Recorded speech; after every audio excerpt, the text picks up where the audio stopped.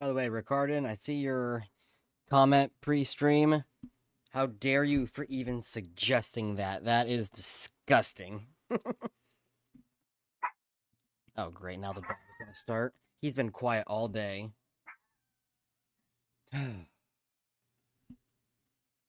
Dog. Gus Gus. Gus Gus. If he keeps barking in the next few minutes, I will kick him out of the room. He's been quiet all day. Of course he's going to start now. We still have a few minutes until it starts, so it's okay. Holy shit, you know what? You shut the fuck up. You've been sleeping all day, and now you're gonna start this?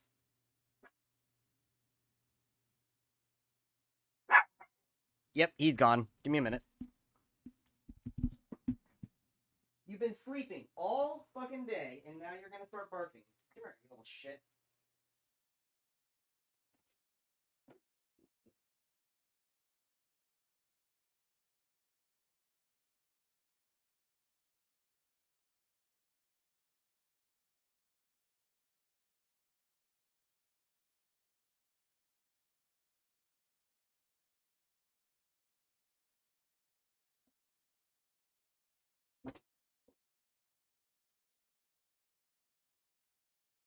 So that's how we're gonna start the stream. That is how we are starting the stream. Okay. A second to get a breath here. All right, let's pull up the Blizzcon thing. I have it pulled up here. It's still like 13 minutes. We're still good. So until then, how you doing? So I gotta get up my my bingo sheet. I got my bingo sheet, everybody. If you go to, I think I listed it on my Discord. I also have it on my communities tab. If you want to play along, let's pull it up in Windows Paint. It's easier to do it that way. So if you go to either of those that I told you, you can why is it either 50% or 100%? Why can't I have it at 75? You know what? Fuck this. Let's put it in Krita, because then I can have it however I want. I thought I'd be easy and just put it in Paint. But yeah, if you go to either of those two, then you can pull up the bingo sheet and play along with me.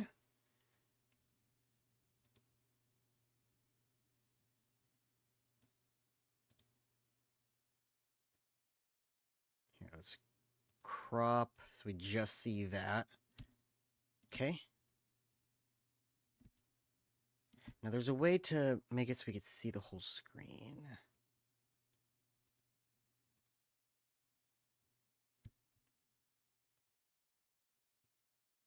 Alright, so there's my bingo sheet. My head is kind of cropping out a little bit of it, but we got it all here. So then let's pick a color that we can see. Ooh, holy shit! Why is it that big? Blue's pretty good. Should we do a shape? I wish we had like a. You know what? Here, let's do this. Let's take this paint layer because it's not being used. Let's do. Oops. Let's make an X. Here, let me do it in like here, right there. Let's do an X like that. Okay. And then we'll copy layer. We'll move that over. So we'll move this one over to the first one if we need it. And then from there, we'll just copy paste it and put them on the ones that we have. But then we have like a nice X. It won't be like super weird looking. Druid Gnome and Return to Shadowlands next expansion. Oh my god.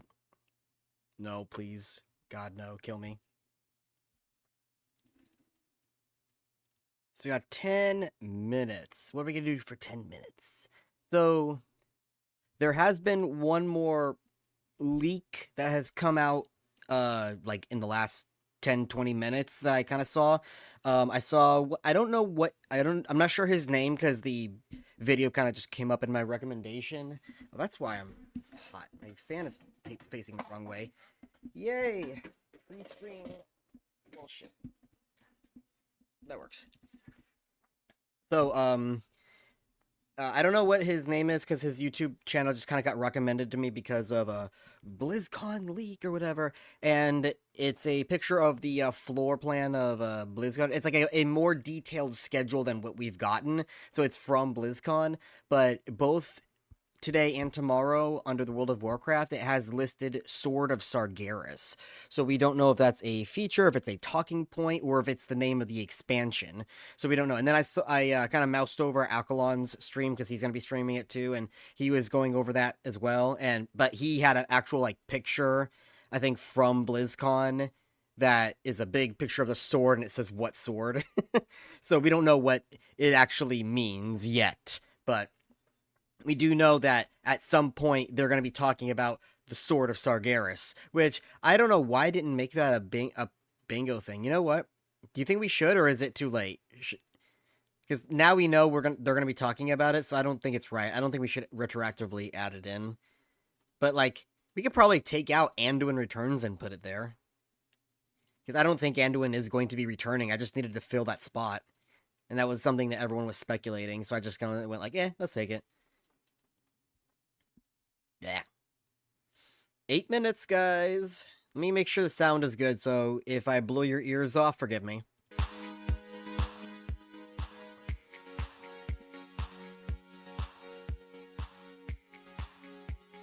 Tell me how that sound is right there. So right about there is good for me. Let me know how it is on your end. If it needs to be higher or lower, I can adjust it.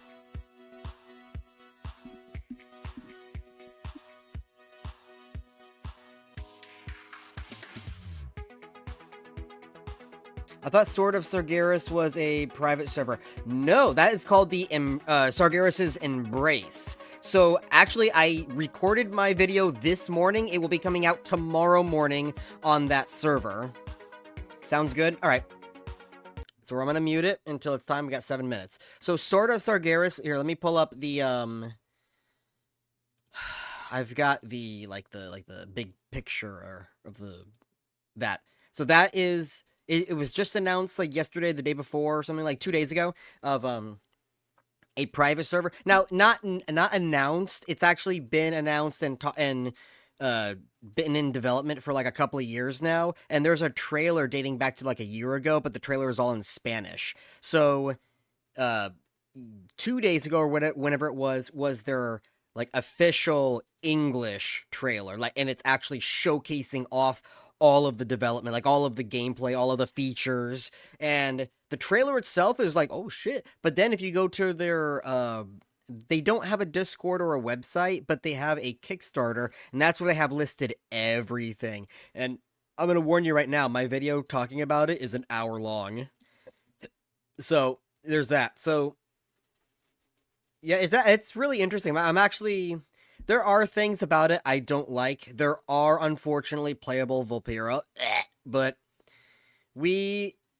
I will look over it. I will kind of like, you know how you get those like little squigglies in your eye, little eye fluid squigglies, and then your brain kind of just mutes them so you no longer see that. That's how I am with Vulpera. If I just blank them out of my memory. So if I walk past it, it doesn't exist to me. So I'll just end up doing that when I play Sargeras' Embrace, because I do want to try that. It looks really cool. And besides, seeing a like world revamped, like HD modeled Northrend, especially the part of Northrend that actually matters, which is the eastern side. Fjord, Grizzly Hills, Zuldrak, Storm Peaks, and I think they also said Ice Crown because I have it highlighted, but and then also underground into Azul Nurub. That's true Northrend. So that's the most important and the only important part of that server. So we will be checking that out. We still got 5 more minutes. For anyone who is subscribed to my secondary channel where I review survival games, my Return to Moria is almost done. My review is written. I just need to record it and edit it. So it'll be up. Today's Friday. I'll probably have it up by Wednesday, maybe. So there's that. And then I'll probably play the new Ark Survival Ascended or whatever. I haven't bought it yet, but I was debating on it because it says it requires SSD, and my SSD is almost full. So we'll have to see about that. I knew it. More Valpyra and Rainbow Elves. No! Anything but that? God, do you know how many fights I get into, like, almost daily now on these people on private servers?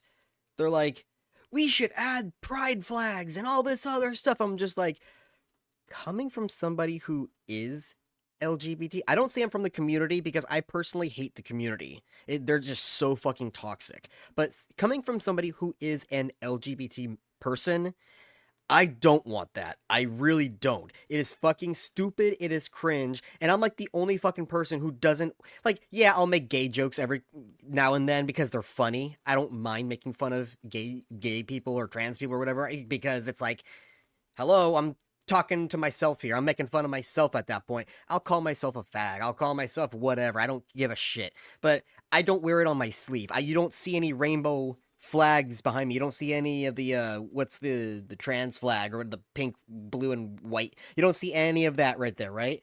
You see Game of Thrones, Assassin's Creed. I got World of Warcraft shit. That's all I am because that's who I am. That's my personality. I'm a gamer and a welder and a craftsman and all that kind of stuff. I don't go up to somebody and say, hi, I'm Alex, I'm gay.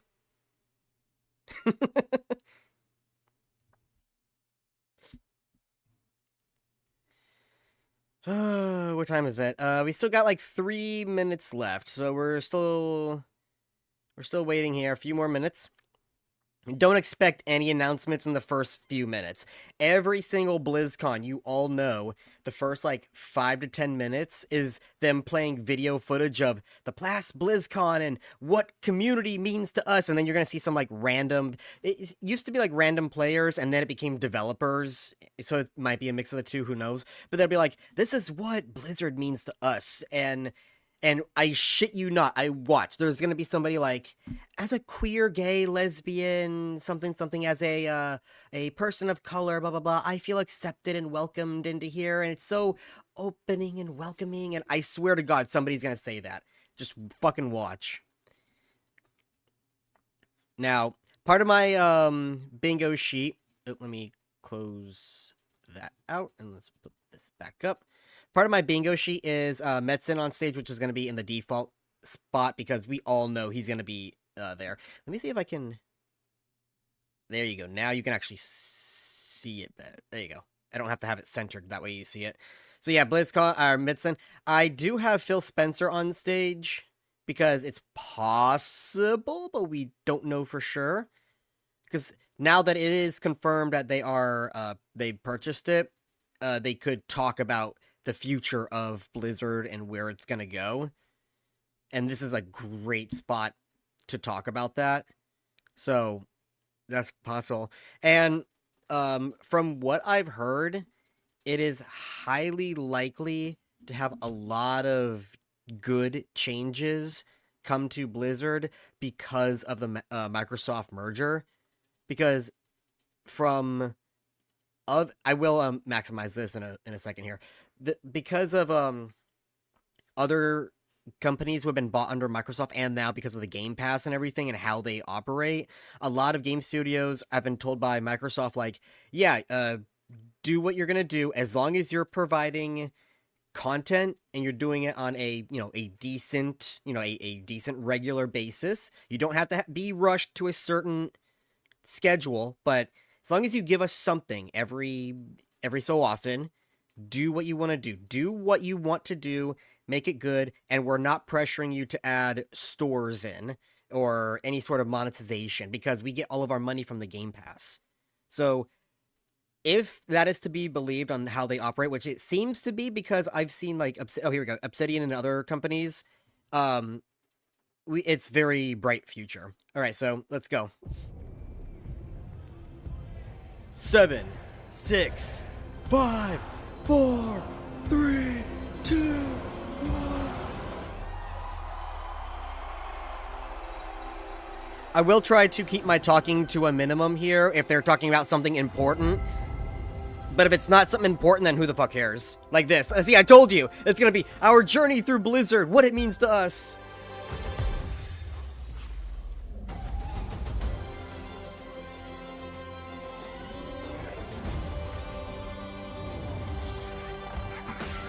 God, that Arclight Rumble shit is cringe.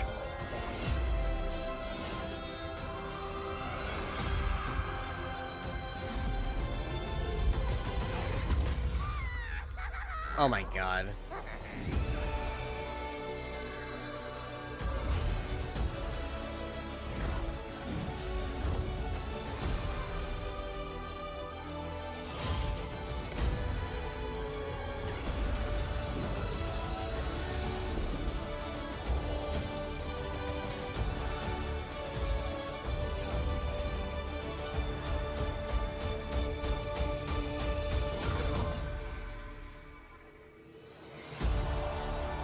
Kathleen Kennedy. Put a chick in it and make her gay and lame. Blizzcon 2023. Oh. Please welcome the president of Blizzard Entertainment, Ah. Mike Ibarra. Boo.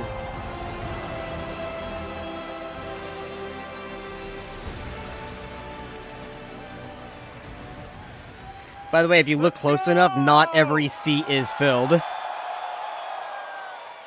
How's everybody doing? Oh man, you know, this is the best gaming community in the world. They're probably gonna Hands save down. WoW for last. Hands down. Thank you, wow. Hello, BlizzCon. You know, it is so good I'm gonna to be back in person. move this over here for now. finally. Fuck Oh, yeah! yes. I love you too. All of us at Blizzard have missed this so much. 4 years. It's been 4 years. No, You you're know when I say breathtaking. That's too damn long. Where's our heroes of Overwatch at? Adventurers of Sanctuary? Defenders of Azeroth? Usually they save And the gamers World of Warcraft everywhere, expansions for last. welcome. Usually. I could be wrong, but most of the time they save it for last. We love sharing what we're working on all the time. But to share it in person with all of you and to hear your stories, it cannot be matched. Meeting you all face to face inspires us, and we put this energy and enthusiasm back into everything we do. Thank you all for being here.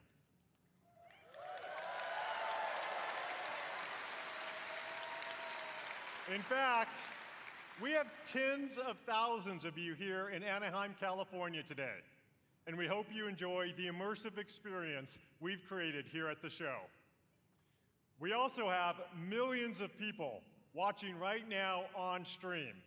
BlizzCon, please help me welcome everyone watching from around the world.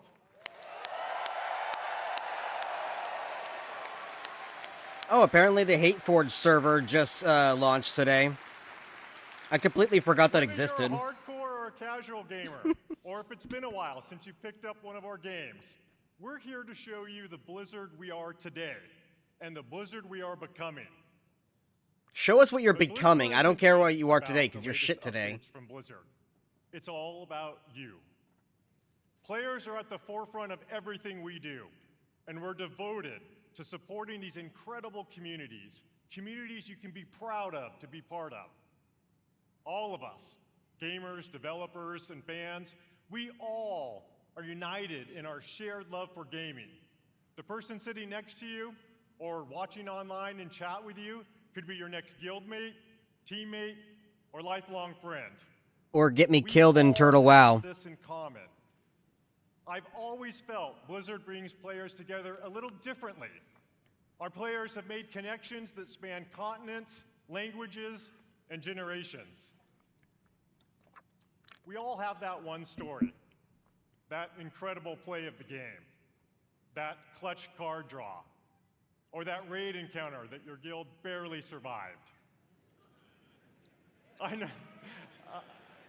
I've been there too. I know many of us have friends we've met in one of our games. Yes, we know you're a raider. Began just as someone we hung out with in game, but who was there for us to celebrate our real life wins or to support us during a difficult time. That's certainly been true for me. Thanks to my experience playing Blizzard games over the last 25 years, I've met most of my best friends from all over. And I'm so grateful. What the hell was that? Some of them are here today. Gus. Did you hear that? Nick, Scoodles, and of course Billy and Kaylee, who put up with my raid wipes all too often. I always know that no matter what is going on in real life, they will be there. No matter what game we're playing, these friends are a constant I can always rely on. And I know many of you share that feeling. BlizzCon truly is about all of us, as players, as equals, Oh, Jesus. as friends. As we bring these amazing experiences to more places, build technology that allows more gamers to experience our worlds, Mute and Discord. create characters and stories more players can relate to, the Blizzard community grows. And more importantly, our friendships grow. All of us are so grateful to be part of this community. And in everything we do, we are in service to you. We know we don't do everything perfectly, but thanks to your feedback, we never stop striving to do it right. We are here to foster joy and belonging for everyone. We're proud of the worlds we build, but your experiences within those worlds bring them to life, and your connections with each other are what inspires us the most. Now, many of you may have heard the recent news about Blizzard joining the Xbox gaming family. Yes. Phil Spencer?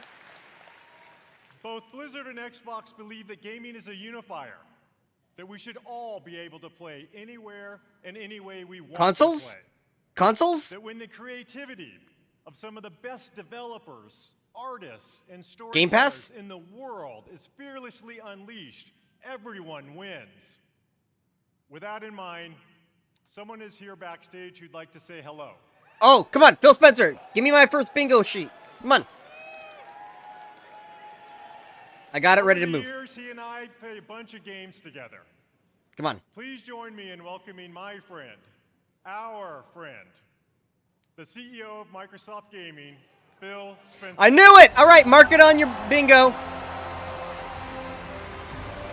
Mark it on your bingo. I knew it! Yeah!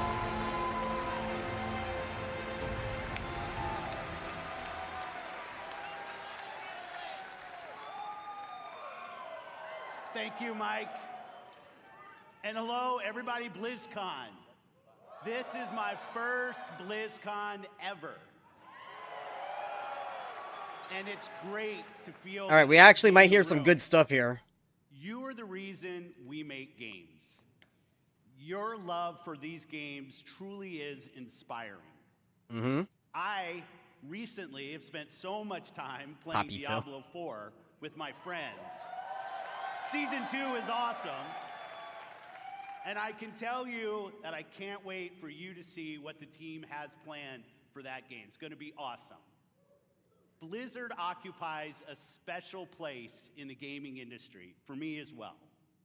Throughout Blizzard's history, they've pioneered and refined so much across the gaming industry, and many of you here today have been a part of that journey. Think of Diablo. It propelled the action RPG genre forward. StarCraft. I doubt they're going to say anything about StarCraft. On the foundation of what esports would eventually become. That is true. And with StarCraft 2, it was a major catalyst for the evolution of games as live entertainment.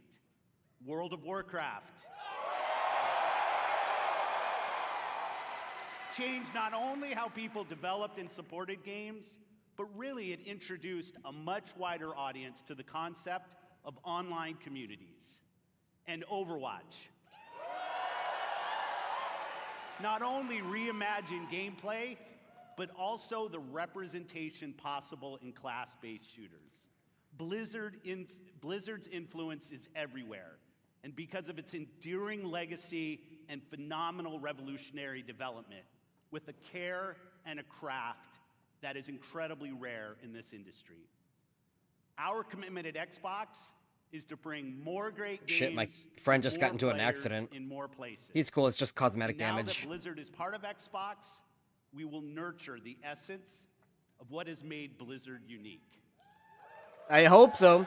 From what I've heard, like I said earlier, very We good will sign. empower our new colleagues in a culture of trust, inclusion, and collaboration to continue what they do best, redefining existing genres, creating new, never-before-seen experiences.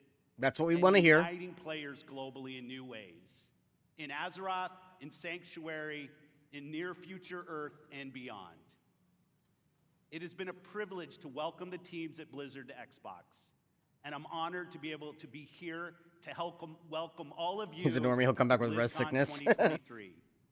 Having seen what's in store for players, I can say the future of Blizzard is brighter than ever. I do You all believe have that. so much to look forward to. In I this don't show. believe it'll be the next WoW expansion, but very, like I said, let's say Dragonflight is at the bottom, right down here, right? So I'll get This out of next here, expansion let is going to you be a see the step up. show. Thanks, everyone, And then for the warm expansion after that will be reception. Have up a because great we're going to be time. having Microsoft. Thank We're you. going to having Chris Metzen. We're going to have all of the people. So I do believe in a bright future. I don't think it's going to happen right now, How though. about that? You know, part of what makes this such an exciting time for Blizzard is that we've never been more empowered, free, and dedicated to holding true to what makes Blizzard unique than we are today. I do believe that. We are accountable for creating this next chapter of Blizzard with all of you. We take this responsibility very seriously as we learn, grow, and get better every day. This is the start of a new era. So much more is possible. We still need to You'll see ship some off of that over the next couple days. Bobby in his last yacht. Coming up, you'll hear from some new friends and some old friends Chris Metzen. who are returning to the BlizzCon stage to show more about the games and the worlds we all love. Before I go, I want to take a moment to thank our Blizzard team.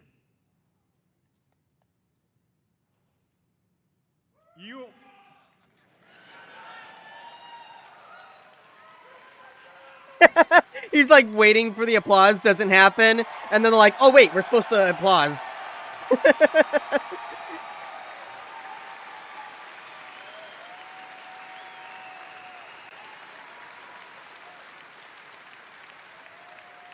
You are some of the most talented individuals on the planet. And collectively, Thank you. we are capable of building the most legendary universe. So many trolls in the chat, I love it. Our future, our creative freedom, our path forward is truly our own. And I know we all stand together with a singular goal: to exceed player expectations and foster and support each other. Mm-hmm. Thank you for everything you do. But are you going to actually do it? BlizzCon, many of the Blizzard team are here today in Anaheim, working hard to ensure you enjoy your time here. We all love talking to players, so please don't be shy. Come up and chat with us.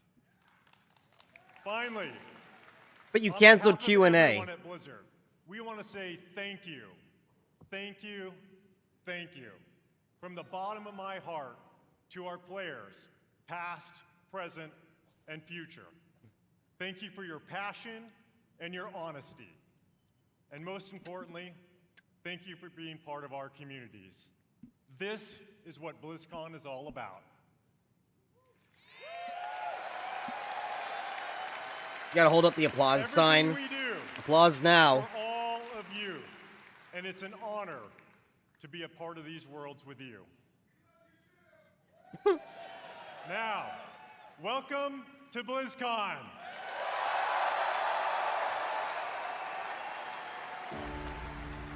I told you. I told you. This is what Blizzard means to us. This is what BlizzCon means to us. You wanted to see if there was They always do this at the start. Well, see for yourself.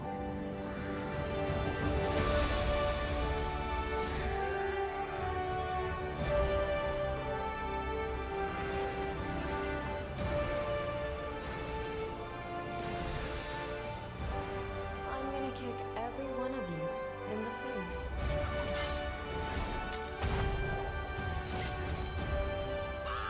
Oh, this is more of an Overwatch thing. I'll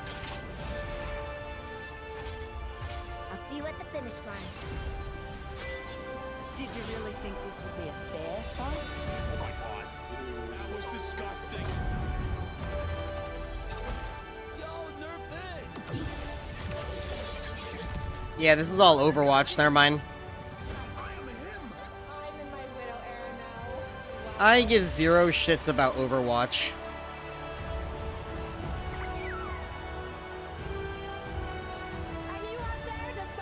A lot of the characters have cool, like, designs and stuff, but I don't care about the game. Where are the rainbow guys? It's all over Overwatch. They're all rainbow. It's time I showed you something.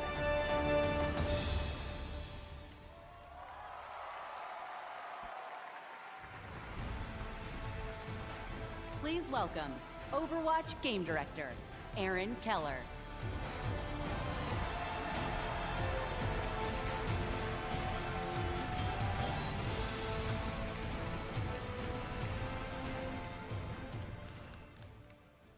Hello, BlizzCon! Ever since He's either the gay or first super reveal of femme. Overwatch in Look at his shirt. 2014, you have grown this universe into something truly unique and beautiful. Every single day, we see millions of players jumping into matches, forging new friendships. Not lately. showing off their skills. Overwatch 2 is dead because We you... launched Overwatch 2 last October. Overwatch 2 and is it basically has been 1.2. such Not even an 1.5, it's incredible 1.2. year. Since then, you've been crushed by Diva's mech over 26 million times, had more than 79 million lives saved by Baptiste, and played 65 years worth of prop hunt. I love prop hunt. The development of Overwatch is first and foremost focused on you, our players. We want our game to represent this global community, from the release of our Samoa map to our celebration of Pride, to our first there it time is. Peruvian heroes, There it is. Weaver and Alari. Okay, We cross also off want political Overwatch to statement or recognize display. those focused on achievement and prowess. That's and 2 on the release our bingo new sheet. progression system and the first set of hero mastery courses this year. And for those that just want something a little different, we've run April Fools and released a dating sim, an actual dating sim, Loverwatch. Listening to your feedback is important to us, and it's driven the team to look at changes to some of the core systems of the game. We've been hard at work on an overhaul of our competitive system, and we'll get into that a bit today and a bunch more over the course of BlizzCon. And there is so much more to come. We'd like to give you all a glimpse at as much as we're able to show you coming next year. And boy, do we have some fun things to talk about. So Not let's interested. get into it. To share our first big announcement, I am honored to introduce the art director of Overwatch, Dion Rogers. Yeah, this guy's gay.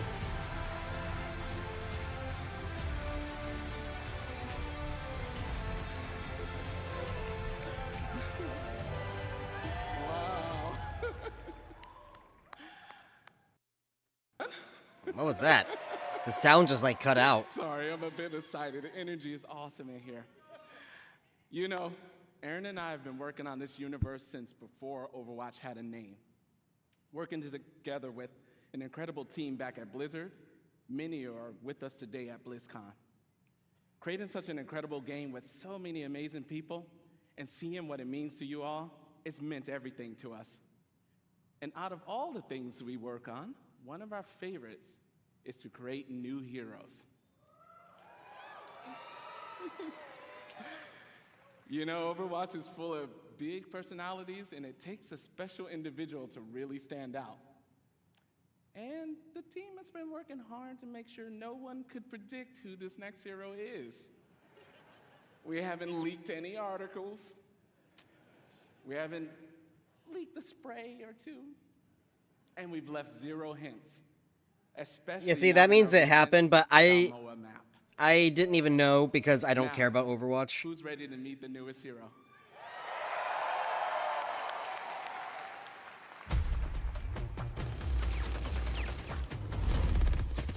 Sorry to keep you all waiting. But now that I'm here, let's have some fun. Yep, that's my name, all right. And this right here is Gunny. And she can light up the whole dance floor. And this one's Cha-Cha. He's a sensitive little fella, a real hothead. And when I fire them both, it's double trouble. Actual gameplay footage.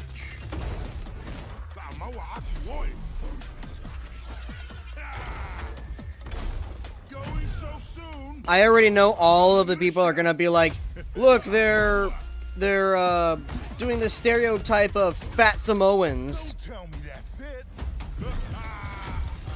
Both hearts pumping. Watch, I guarantee you there's gonna be articles like, they're showing off a Samoan who's fat. For now. Because they did the exact same thing when the Moana movie came out. Here I come. Sensei Quickiki. We got him where we want him.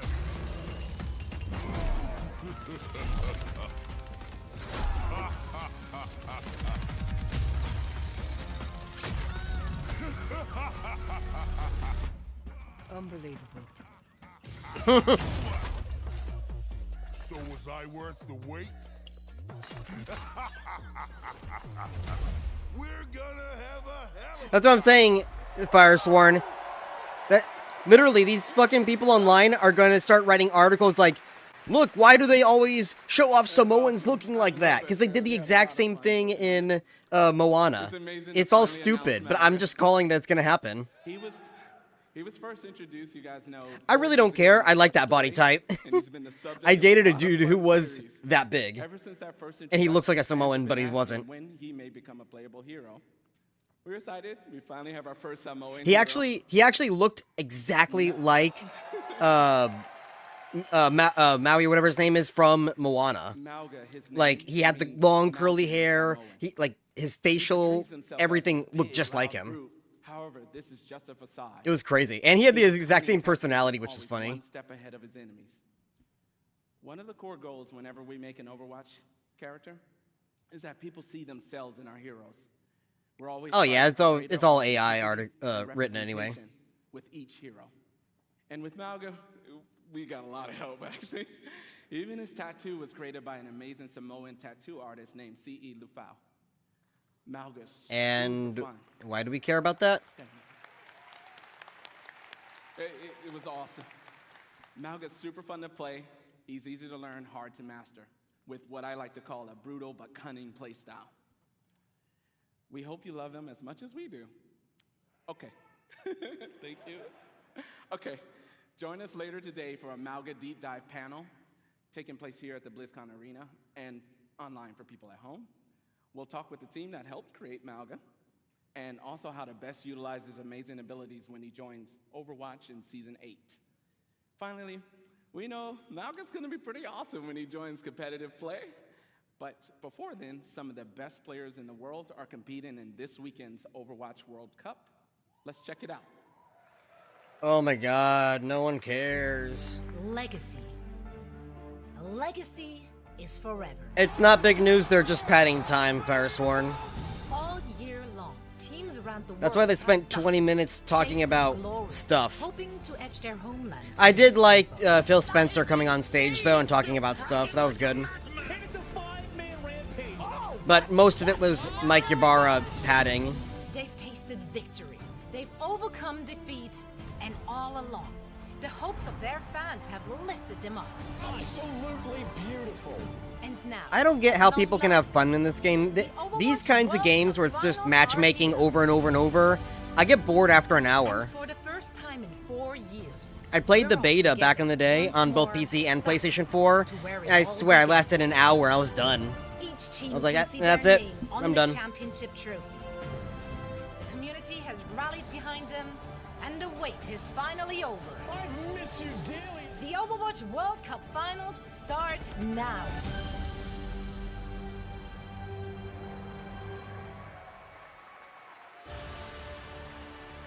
Please welcome Overwatch Esports host, Zoe Gschwind.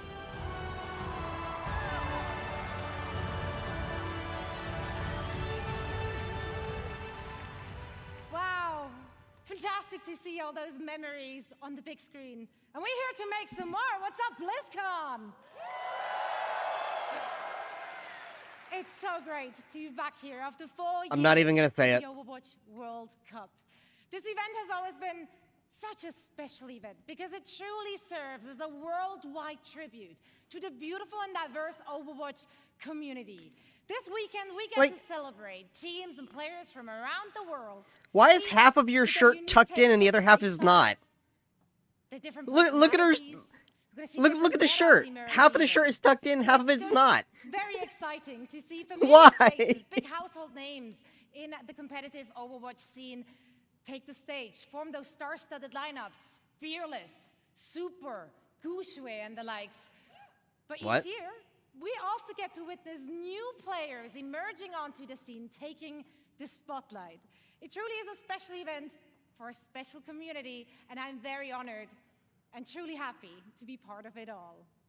Now, I know that all of you here in Anaheim and everyone watching it. You want to know the last time I is played joining us from Counter-Strike? That was in all high school when we over had nothing the better to do in world. class.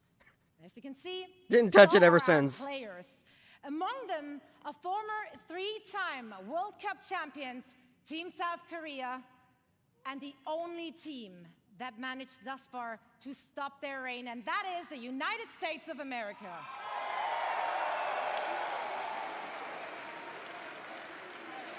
That's right. I tell you, it's not going to be easy. It's not going to be easy. If you watch the group stages and if you watch the first Oh game god, today, Rule 34 is tough gonna go competition crazy with the ahead new for Team Overwatch USA. And if you character. wanna find out And I if one of our guarantee you, former they're all champions gonna be will gay remain ones. victorious, or He's only gonna one be of the in other gay teams Rule will see 34s. their inaugural There's gonna be season no title. straight ones. Make sure to join Guarantee us. you. Not only will you be treated to fantastic gameplay, of course, no, you will also earn special drops all weekend long on the Play Overwatch Twitch channel. Now, we have a lot of amazing Overwatch 2 action on the horizon and so much to play for our teams. We got over $500,000 on the line and counting, raised directly by all of you, our passionate and amazing fans. Yeah, give it up for yourself.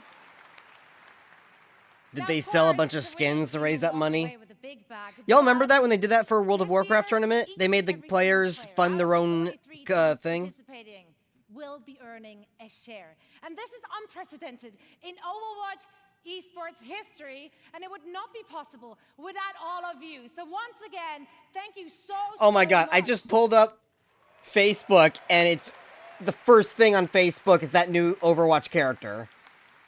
What So, the fuck? Tomorrow night, we will Thanks, be crowning Wowhead. the 2023 Overwatch World Cup champions, and you can catch all the matches and all the action live in Hall B, as well as, of course, on stream. I'm going to be there. I'm looking forward to seeing some of you as well. And now, please welcome back Aaron with a few more things to share on the game side. Thank you, Zoe. Nauga is awesome. I like this meme. And the World Dragon Cup Ball matches Z. all weekend. Let's not fight here. Let's fight in an empty place. And it's Overwatch Thunder has Bluff. another thing happening here at Blizzcon. Earlier this week, we launched a new limited time game mode. And special scans as part of an exciting collaboration. What the with hell is that? One of the biggest K-pop groups in the world. You're saying the biggest Jump in K-pop game group, right now no to one take knows who the part, fuck they as well are. as check out their brand new music video for Perfect Night. And in honor of this collaboration, Le Seraphim will take the stage and perform in the arena tomorrow after the community night ends. Oh, thank around God 6 it's not p.m. now. Pacific. I swear to God, if they were about to play like a song now from this K-pop group, Working I would on have just shut off the partnerships stream. like this, or what we did with One Punch Man earlier this year, are incredibly fun. That's Yes. funny. I actually like that. They provide us, both the dev team and you, the players, a chance to experience some of our favorite universes and artists through the unique style of Overwatch. And next year, we have even more of these for you all to geek out about. Sadly, we can't reveal what those are all just yet, but maybe there are some other things coming in 2024 that we could give you a hint about. The Overwatch team has never had such clarity of vision when it comes to the future. From direct feedback, we hear what you love and want us to focus on. So, who wants to see a few of the things we're working on for next year? Are you going to add your PvE mode that you promised? We are creating a brand new core PvP game mode. Oh. In this new competitive mode, there are 5 I already hear it. in a row. I can already hear The it. center point starts as the first objective. People have been wanting the PvE mode that they promised, and they're just not going to do it.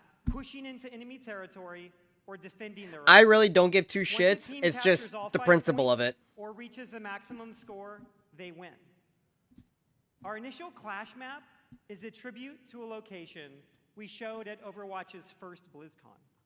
And it's one of my personal favorites. The museum? They say cherry blossoms are a sign of Oh. rebirth and rejuvenation. I thought that was already a And in map. 2024, a rebirth of one of the original Overwatch maps. Oh, they're remaking it. Okay. With, yes. Within the Clash Can you mode, hear we how are returning little to the home of applause the is? Shimada clan No one with cares. the new Hanamura map, Hanaoka. Additionally, No we are one working on clapped. overhauls to some of our most important in-game systems. Overwatch is a highly competitive game, and in early 2024, we'll release a reworked version of our competitive system with all new competitive rewards. And with Seasons, one of the team's goals has been to create themes that speak to so many of the cool and awesome things that we all love. Next year, you'll experience Eldritch Horror, Egyptian mythology, witches, and even a mirror universe where heroes become villains and villains become heroes. And of course, Overwatch is nothing without its heroes. Malga is the 39th hero in Overwatch, and in 2024, we'll be releasing 3 more, and we want to give you a glimpse of 2 of them. Okay. A new damage hero Venture is coming in Season 10, and a support currently codenamed Space Ranger in Season 12. And this Both of them, is just neither of them look scratching interesting. the surface of everything we have in the works. Join us tomorrow here and online, where we go in depth. See, at on least all that of new this guy, and our the Magua, or whatever the fuck his name. We'll have By the way, more Magua is information on that's the name of the villain in reworked competitive system. A closer look at Magua Space is the name of the Ranger, villain in even early gameplay what's that footage movie of called? Venture, and so much I'm blanking because more. they're talking in my And ear. lastly, for the first time ever during a BlizzCon, not only is our next hero Last of the playable Mohicans. in the Overwatch Hall here in Anaheim, That's the name of the but all of you Huron at home Indian can guy. play Malga all weekend in game, including quick play, going live Malga. right after Okay, the Malga, BlizzCon it's- opening ceremony concludes. But Malga is the name of the guy from that movie. We know you'll love him just as much as we do. See, at least he looks Thank you all. interesting. We'll see you At in least game. the other 2 that they just showed don't look interesting at all. They just look like teenagers. By the blood of the willing, Okay, so they're gonna do Diablo now. we call thee home. Oh, we took down a 100. Let's go, baby. High Priest! Kill the High Priest! Yes! Yes! Dude, I am shaking so hard. Congratulations! The game is out! I played Diablo For 3 Diablo 4. I think it's gonna be the best. until like level 16, Hell yeah. and then I quit. Yeah, I will cry. I was bored. Amazing. This is awesome. Oh my god. Oh my god. So pretty. Go! Run! We really are doubling down on this idea that you can look the way you want, you can play the way you want, you can really make your own fantasy in this game. She looks like me. Who cares? That should be a default for any RPG, really, is just to be able to make your own character. You've been able to do that for like 20 years now in most RPG games. So why are they emphasizing that like it's a new thing? Instantly died. They revived me!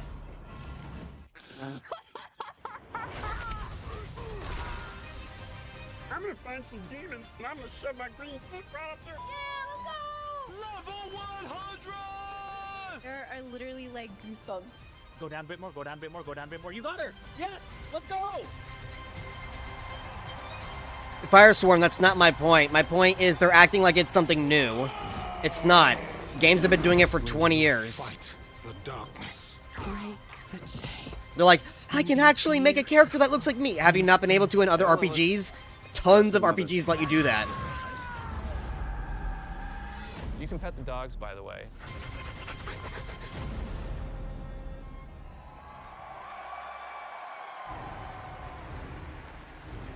Please welcome the General Manager of Diablo, Rod Ferguson.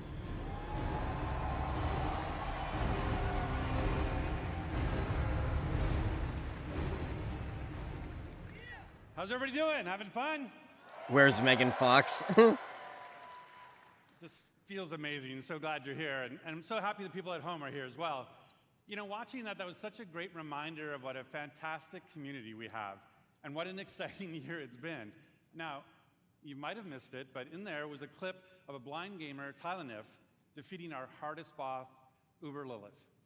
Okay. Now, we strive to make Diablo as approachable and as accessible as possible, and watching clips like that make me and the team extremely proud.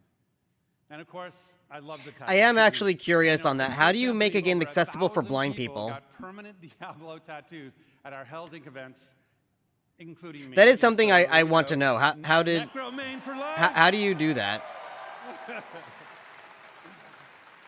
Because, you know, on the phone, there's an option to make it so it, like, vibrates in a way that feels like Braille. So how do you do that for the PC? Experiences in that dark, gothic place caught between the high heavens and the burning hells, a little place we call Sanctuary. And in that time, I've been very fortunate to work with some of the best developers in the industry, people who love Diablo as much as the rest of us. And it was their passion and dedication to this universe that released a great new Diablo game every year for the last 3 years. Diablo 2 Resurrected brought the return of the classic that helped define the genre. Remastered. I forgot that was love a Diablo thing. 2.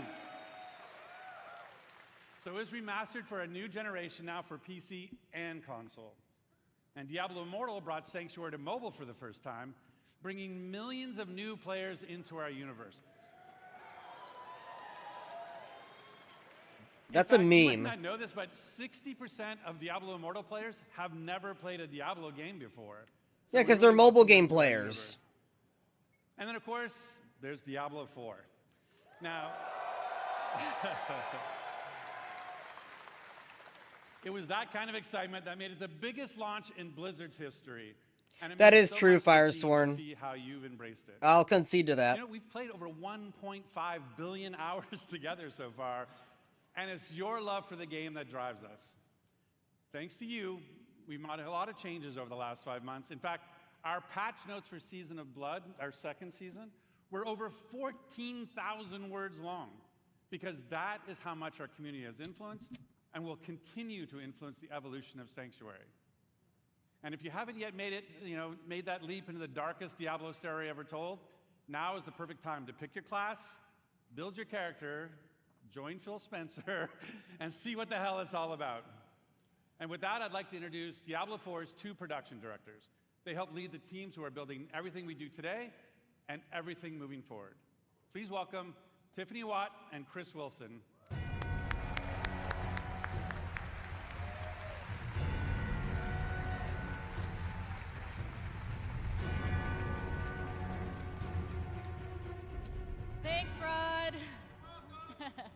Hey, BlizzCon. The last time I was on stage, I was helping to announce Diablo 4. To be here today with all of you is so awesome. The launch was incredible. We're really excited to be here today to share what's coming next. But first, let's highlight some of the player feedback that's in Season of Blood today. So many of you have told us that you wanted more in-game activities. So we've given you a couple this season, one now and another coming early next month. So live now is our new boss ladder. This is a series of additional boss fights from level 55 to 100 that will also see the return of our kind of gross but farmable and rewarding friend Duriel, who you can go after for Uber Uniques that everybody's been sieging for. And with those new bosses dropping both Uniques and Uber Uniques at a much higher rate, and even dropping some special cosmetics, you're going to want to make your way to level 100 so you can fight them all. So in the Season of Blood, we've rebalanced the endgame, letting you get to level 100 about 40% faster than in Season 1.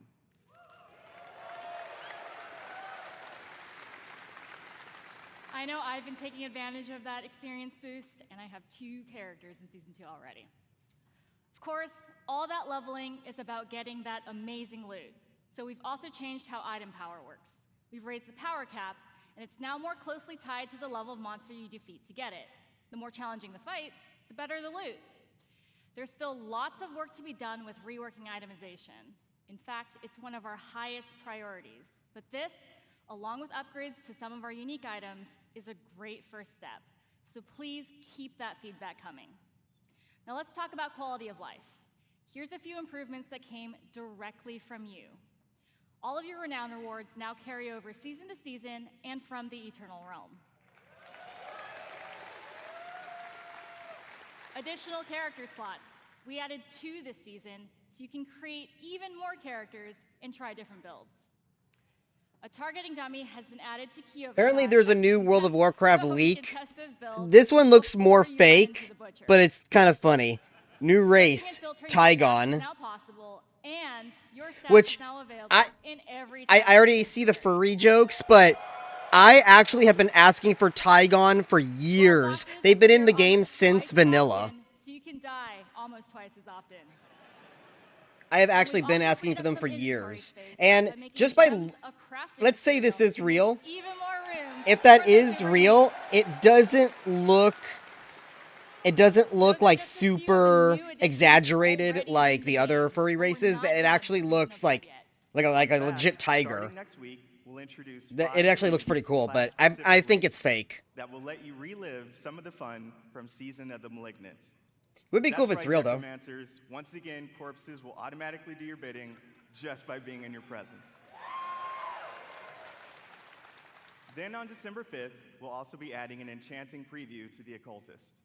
So this will allow you to see which affixes are possible before you spend your hard-earned gold. It's just another way to give you even more control over making just the right build for the challenge at hand. Also on December 5th, as promised, we'll have another exciting new in-game activity, a 6-week event called Abattoir of Zir.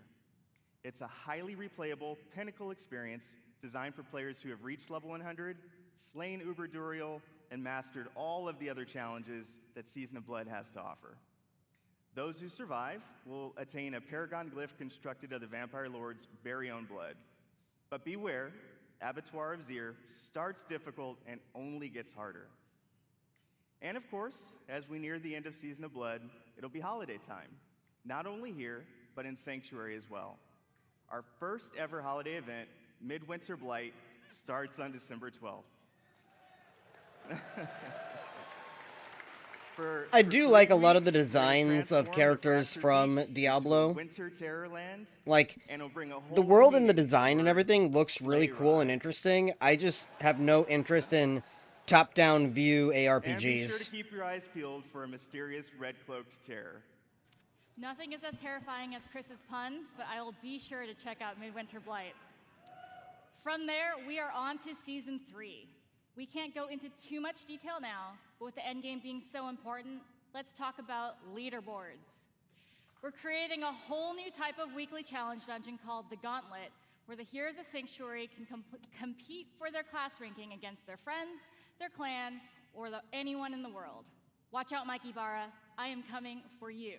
Oh, At the end of challenge. this week, the heroes with the highest rank will be added to the Seasonal Hall of Ancients, where their name and build will live on. So, that's a quick look at where we are today. And while the live game is our #1 priority right now, we have a separate Diablo 4 team that's been working hard on our next chapter. So how about a little teaser? It's Asmongold already posted a video of him reacting to Phil Spencer. We're going to take you somewhere even darker, where hatred's influence continues to consume Sanctuary.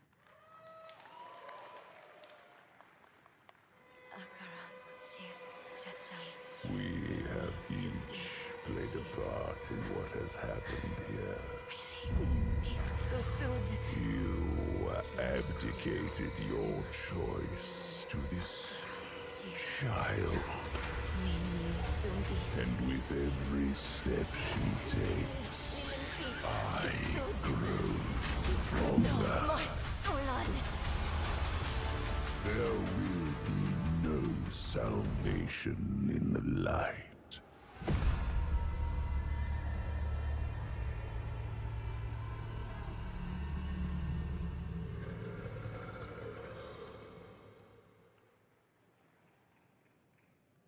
No Vessel of clapping. Hatred is Diablo 4's first expansion.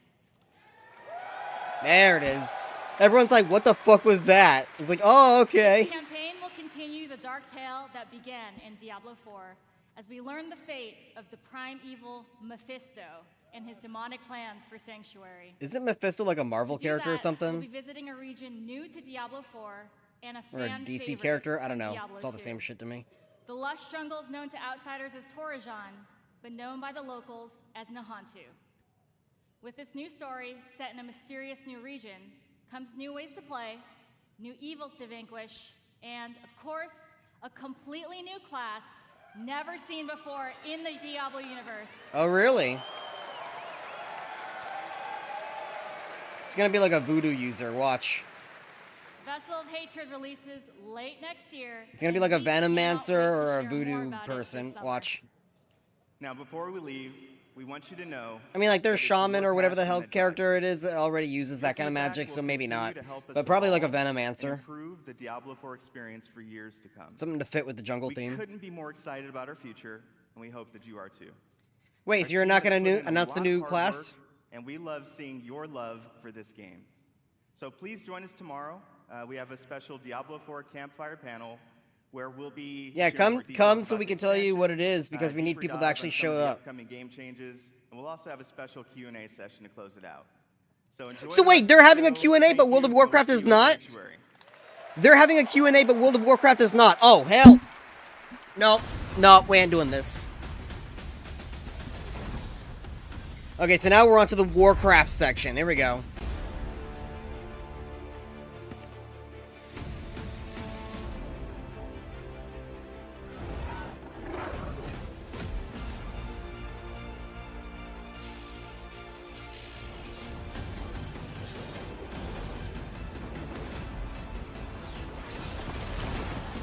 Butters, go buy World of Warcraft, install it on your computer, and join the online sensation before we all murder you. all right then.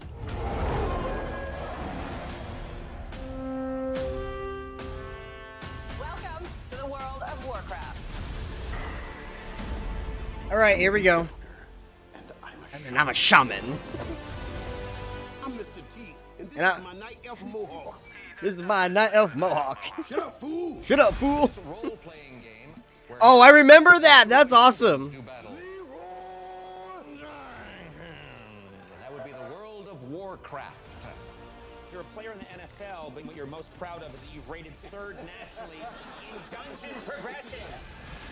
They need to have, what's his name? Say how he... Perfect. That was fire. Oh god, what? I forgot his name. The guy who plays Superman. Henry Cavill. Put him on there as like, yeah, I almost missed my role because I was raiding in World of Warcraft.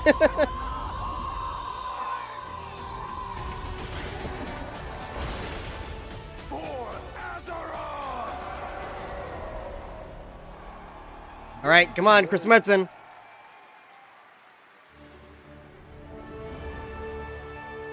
Please welcome the General Manager of Warcraft, John Haidt.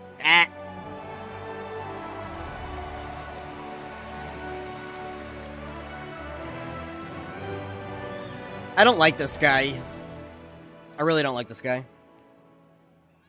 And thank you. Yeah, see, no one likes him either. And we are ready to work. Anybody here for Warcraft today? Everyone. No one is here for anything else. Big shout out to the Warcraft teams. They are so happy to be here today. We have so much cool stuff to show you. So give it up much. for my Warcraft teams.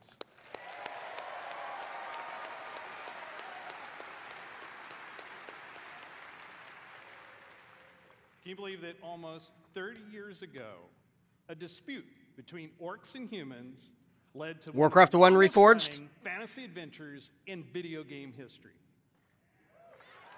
Right? Warcraft 1 Reforged? Generations of players have called Azeroth home. Teenagers that first played Warcraft when it was released, I know you're out there, are now parents. Right?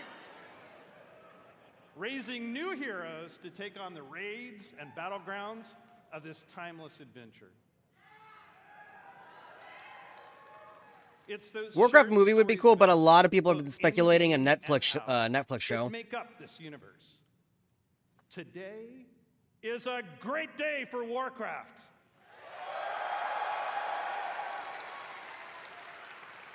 This is the beginning of a bold new chapter that will take us through the next 3 decades and beyond. Mm-hmm. Warcraft With a 4? variety of games to entertain you, we welcome everyone to find your community. There you go. For the Horde! See, this is why they need to bring back racial tensions. Or not racial tension, but faction tension. That's what I meant to say. Practice. We're going to give you a chance to do it a little louder later. Yeah, fuck the Alliance. Throughout Poor Gul'dan.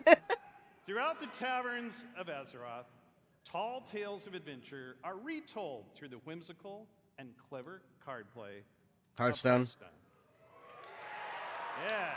TGC was better. I like to imagine humans and orcs getting together, showing off their collections, and boasting of their deeds. But see, I can do that in real life because I have In the TGC. basements of those same taverns, they're playing a new Oh, they're gonna do Rumble. Warcraft Rumble. Yeah. Well, I'll see you guys later. Me too. Which puts the battlefields and dungeons of Azeroth in the palm of your hand. And finally, World of Warcraft.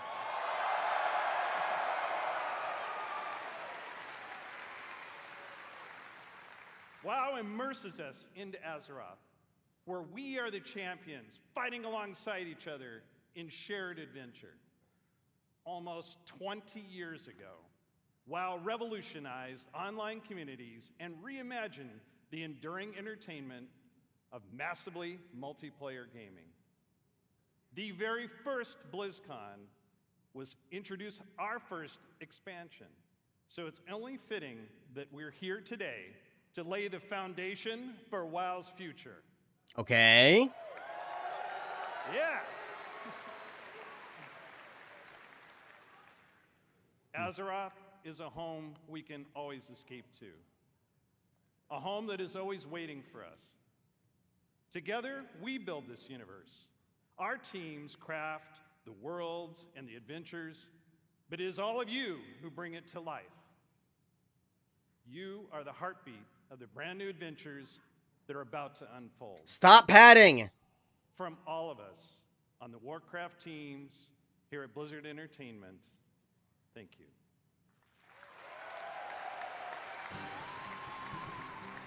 Please welcome, from Hearthstone, lead designer Cora Georgiou.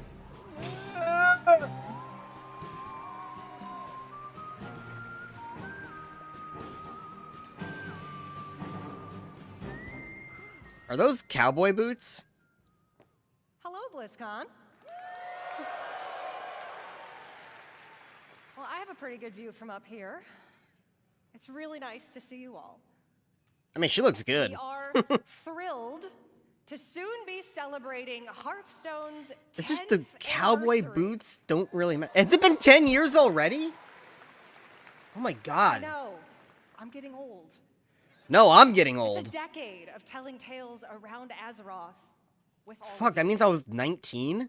Whether you 1920? aspire to climb the ladder to legend, enjoy brawling with friends in the battlegrounds,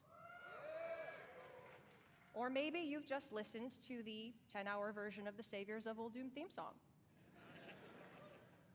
Thank you all for being a part of our bustling tavern. We invite players both old and new to join us for our 10th anniversary next March.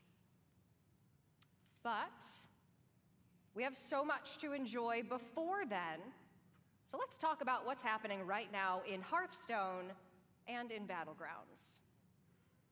We're setting the stage for a standoff in Hearthstone's upcoming expansion, Showdown in the Badlands, which takes place in Azeroth's Wild West. They're turning Badlands into a cowboy area. I know it's not canon, but it's funny. Will cross paths. An outlaw.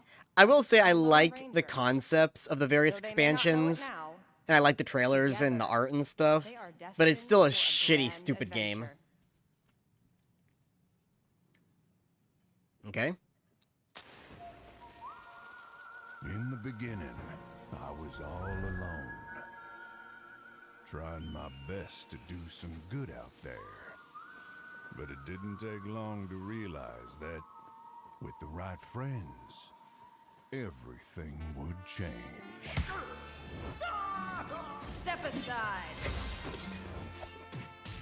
Ha! You don't know who you're messing with. What the fuck?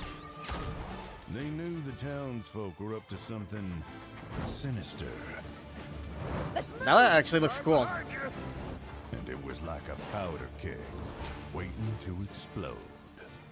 Mm. We did it! No. What the fuck? As it turned out, I had the right backup waiting for me, just when I needed it. Let's do this. You got it, partner. I didn't intentionally pursue leadership. I'm gonna punch ya! Candle mudslider. Why do they never add new characters? Fine folks on Badlands hospitality. Well, looking for a standoff? Careful, it's against me.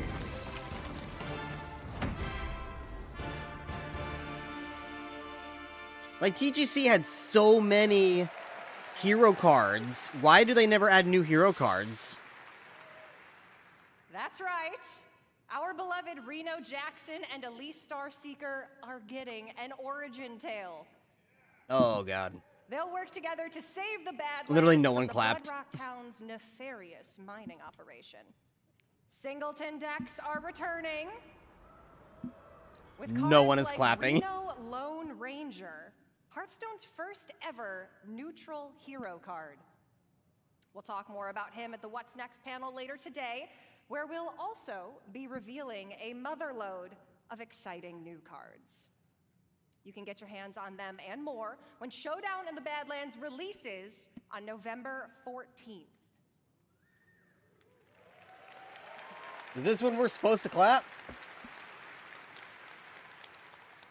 Now, I know you may be thinking, a new expansion.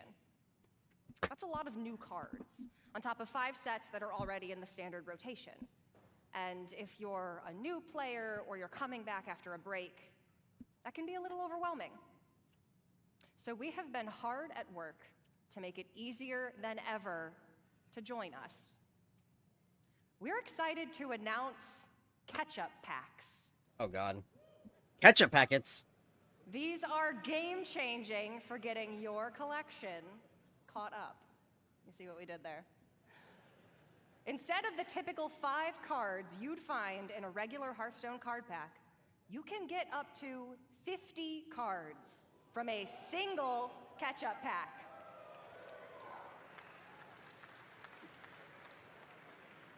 The cards you receive will all be from within the last 2 years, ready to play and constructed. All of our players are going to get catch-up packs to open once you log in, and for all of you here at BlizzCon in person, or those of you at home who purchased either BlizzCon collection, we're also gifting you a few more packs.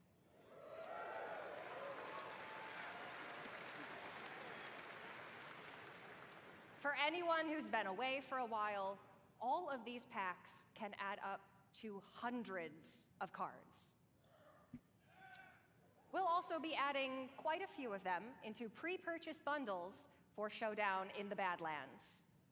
We hope to see all of you getting some amazing cards and filling in or beginning your Hearthstone collection on November 14th.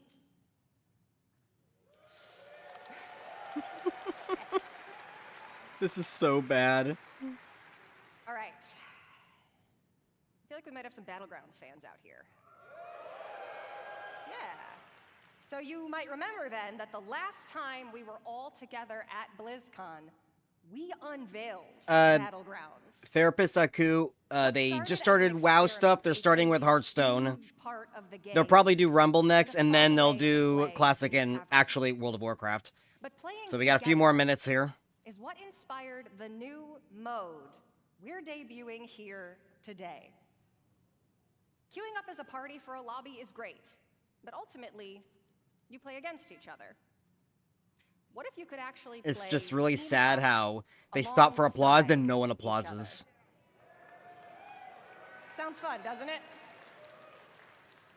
We're pleased to announce a truly cooperative way to play.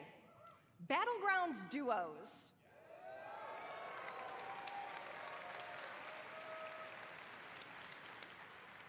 With a shared health pool, team combat, and sending cards back and forth between teammates.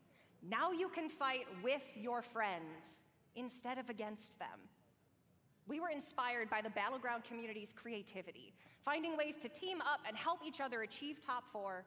So now we're setting an official table for you and your partner to take the crown together. Hearthstone's getting PvE before Overwatch. Grab a friend or make a new one, because you can try Battlegrounds Duos here at BlizzCon right now at the Hearthstone demo area.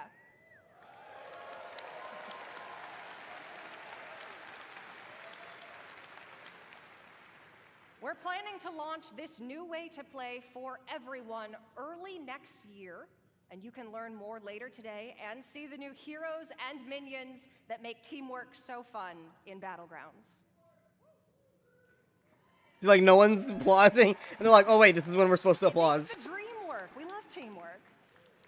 If you're tuning in at home, please make sure to join us at the What's Next panel. And if you're here with us at BlizzCon, you can also join me and other members of the Hearthstone team in the tavern. For you worthy opponents out there, come duel a dev and challenge the Hearthstone team. Or, if you want to catch up after 4 years away, pull up a chair by the hearth. We'll see you in the tavern.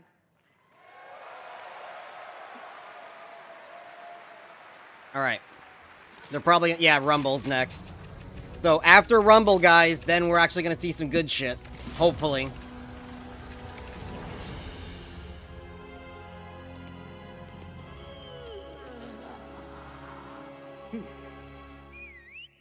God, this looks so fucking retarded.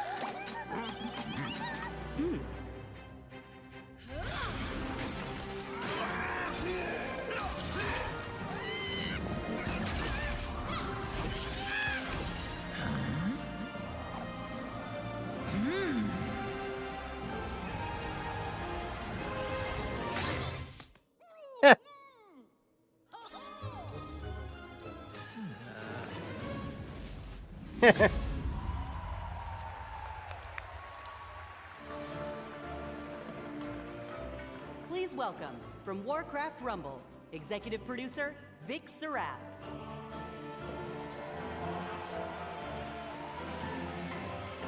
Look at the crowd. No one is clapping. You gotta love Anixia. She didn't even use deep breath there. Hello, Blizzcon. Last year, the team and I announced we were working on a brand new Warcraft game. A way to bring Warcraft with you wherever Not you the are, game people wanted. wherever you go. And as you just saw, we've had a ton of fun and poured a lot of love into making this game. Warcraft Rumble is an action strategy game with a deep PvE campaign, a dynamic PvP mode, and so much more. It's a game filled with familiar faces. You'll mix and match miniature versions of characters from the Warcraft universe to make your very own army as you take on opponents all over Azeroth. So, if you've ever wanted to see Jaina command an army of Murlocs, It's still part of the We're all Warcraft moving forward. universe. It doesn't matter. angry chickens apparently. When people wanted a Consider Warcraft opportunities. game, they are thinking more like Combining leaders, troops, first or and third spells person from 5 RPG or Warcraft 4 or Alliance. something like that. Everyone has been asking for like an actual RPG of the game. Undead. And my personal favorite, Blackrock. You'll battle your way through maps inspired by some very familiar locations. You'll fight to control resources, capture towers, and eventually defeat the boss or player at the other end. Speaking of bosses, each one has their own unique mechanics, so you'll have to adapt your strategies to the threats you'll face as you battle through the campaign and beyond. Our goal was to give you everything you love about Warcraft, reimagined with a big dose of what our team calls joyful chaos. When we set out to make this game, we wanted to offer a variety of challenges no matter how you choose to play it, whether it's for 5 minutes at a time or hours on end. And that was something we especially focused on during the beta, to make sure you have something fun to do every time you open up the game. And for those of you that played the beta and gave us your feedback, thank you so much. It's because of your support and the hard work of our team that we feel we got something really, really special on our hands. Now, let's take a look at the result.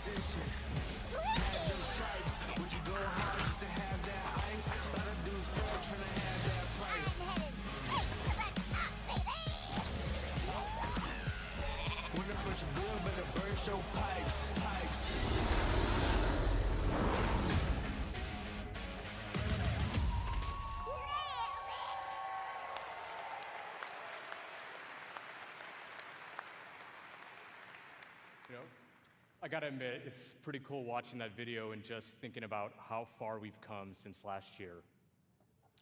At this point, we just can't wait for all of you to hop in and play. And I mean, we literally can't wait. That's why we've made Warcraft Rumble Available now. to download and play right now.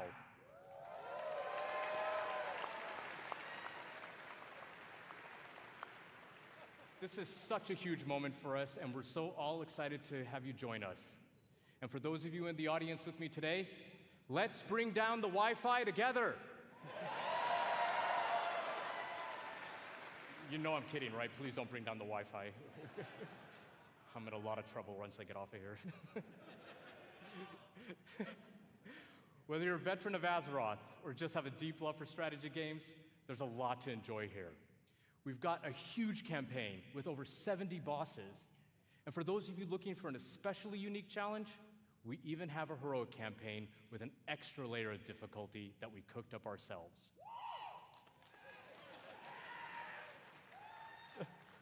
We've got maps with verticality, capture points, resources, traps, and all kinds of other contraptions.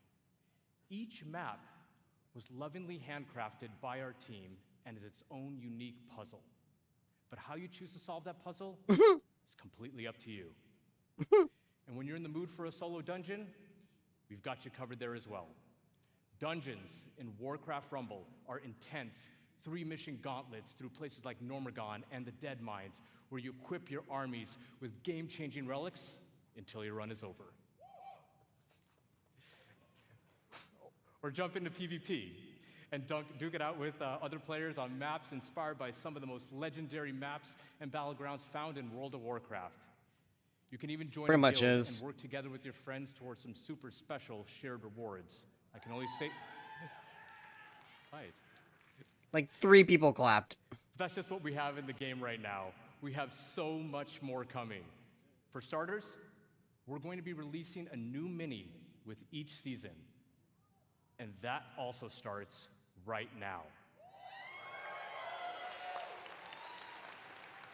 Season 1 of Warcraft Rumble is live. And the latest addition to our growing roster of minis is none other than the Banshee Queen herself, Sylvanas. I'm surprised she wasn't to start off. We're also working on even more ways for you to play with or against your friends. And that includes the biggest challenge in all of Rumble, raids. Make sure to join our Warcraft Rumblings panel later today to hear all about raids and what else we have in store for the future of this game. Now, Blizzcon, before I go, I just wanted to let you know, the team and I, many of whom are here in Anaheim with us right now, we love playing strategy games. We set out to make a game that harkens back to our RTS roots, where Warcraft began almost 30 years ago. It is really made out of a genuine love for Warcraft by people with deep roots in the universe. No matter how you like to play, there's something for everyone to love in Warcraft Rumble. Thank you so much, Blizzcon. Enjoy the chaos, and we'll see you in game.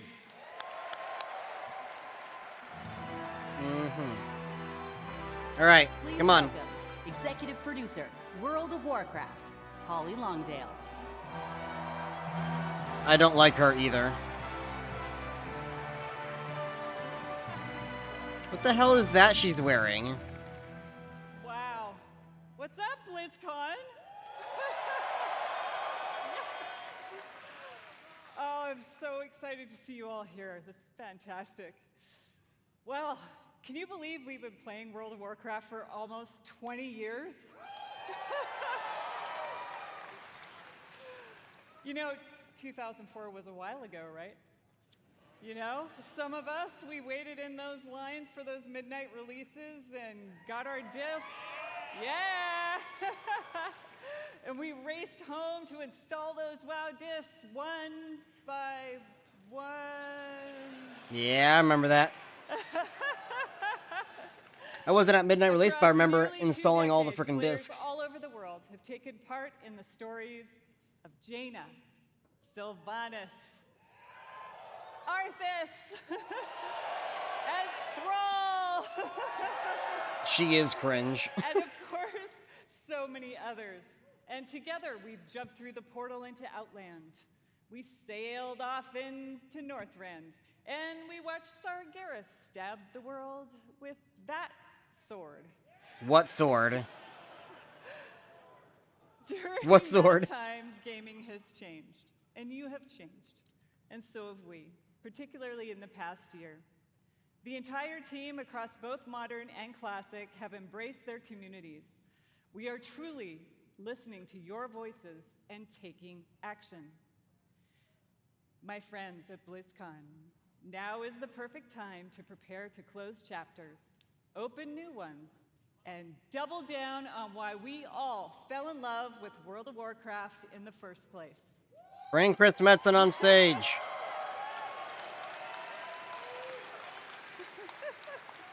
What sword? With that in mind, Mondo, yes, you did. as many of you know, WoW Classic was born out of the community's passion. See, everyone clap for that. And of course, most of you know that still drives us today. Like just in August, inspired by our community, we released Classic Hardcore.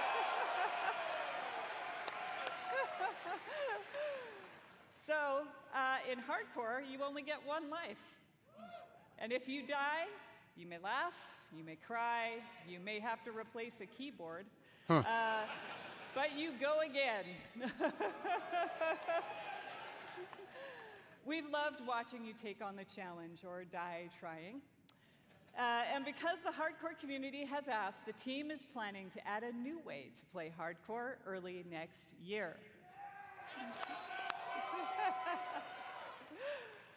And last month in Wrath Classic, we released the Fall of the Lich King patch.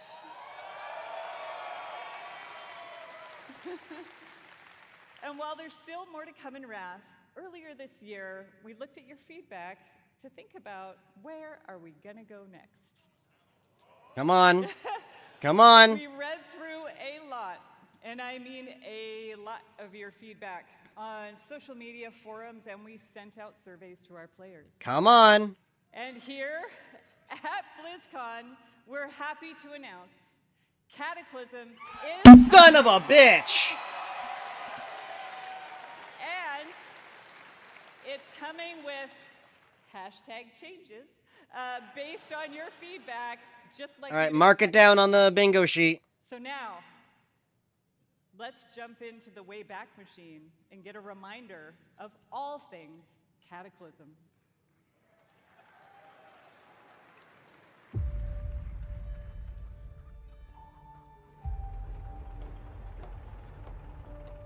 Isn't this a hurricane trailer?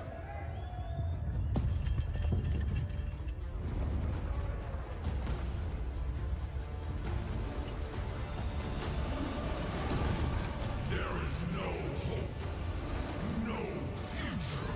All life is doomed.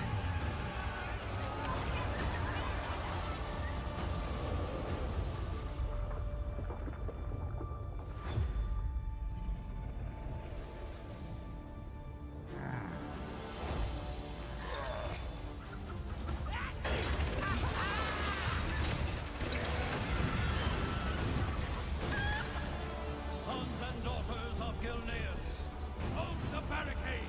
Do not give them an inch.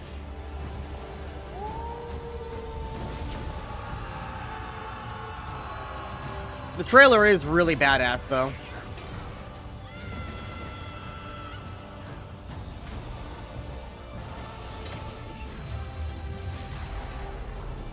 God, I hated that boss.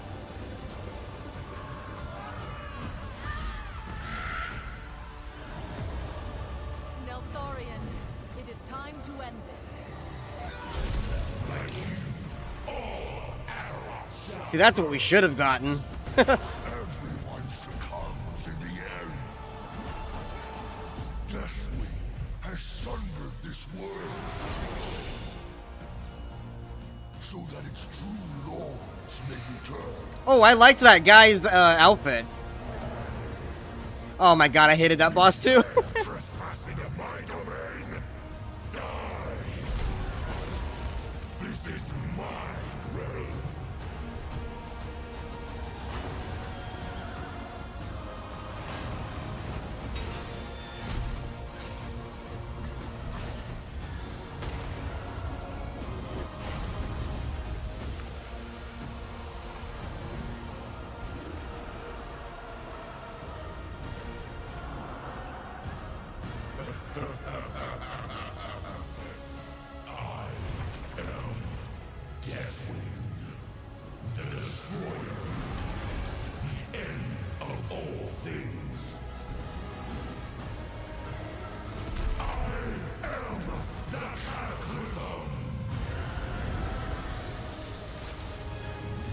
Okay, that was badass. I really like that.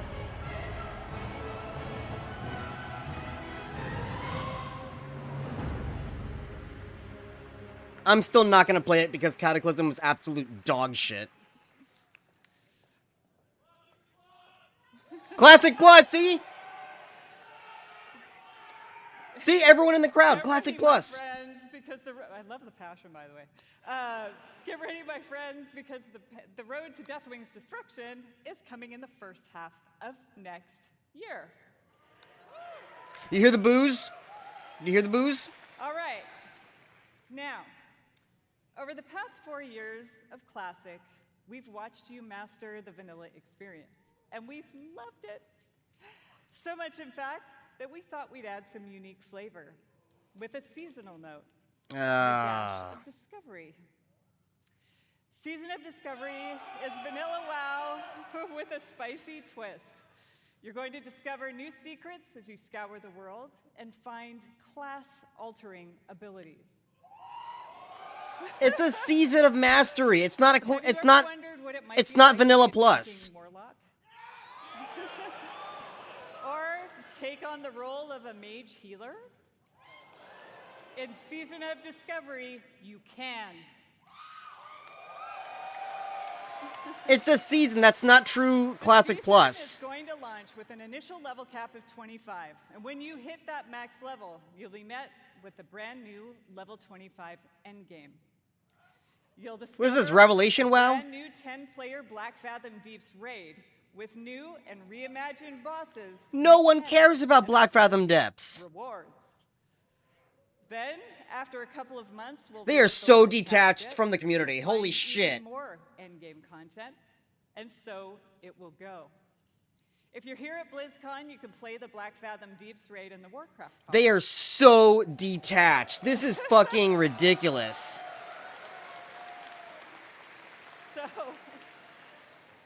if you love Classic or just a little intrigued about what exactly a Warlock tank can do, go check We it had out. Warlock tanks in retail. For all of you For a short watching time, but we online, had don't 'em. worry. You won't have to wait long to play.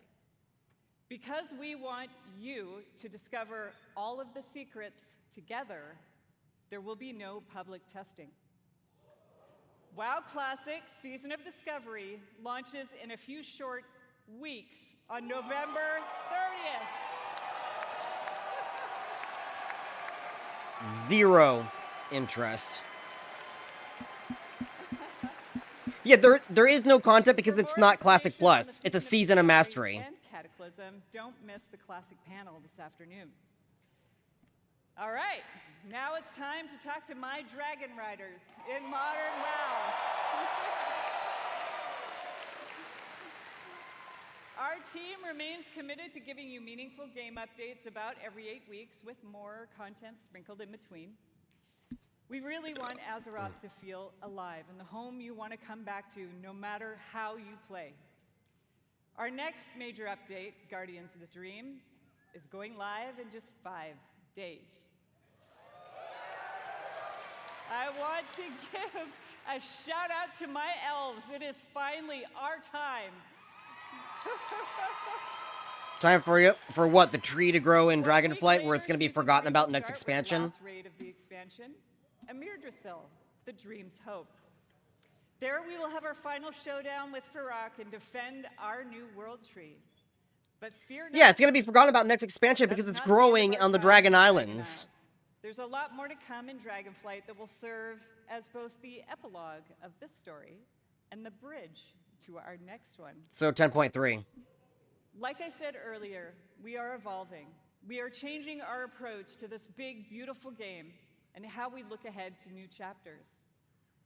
BlizzCon, it's time for a new adventure. One that has grown from the very seeds of You know what? captured our hearts when Should we first count set that foot as in a content Azeroth. showcase or no? 10.2, For veteran 10.3? players, the last 20 years have led us. That wasn't really a content showcase. I'm not going to mark For it. those who have yet to join us, now is the time.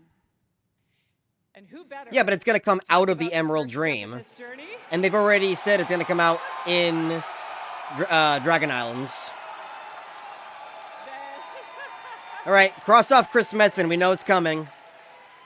Than someone who carved the path in the first place. Everyone, please welcome my friend and the executive creative director of the Warcraft universe, Chris Metzen. Mark it off. We got it. See, everyone claps for that shit.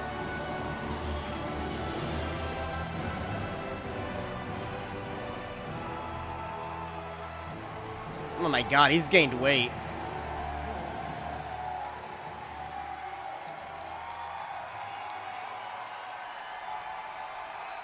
What up, Blizzcon? Holy smokes!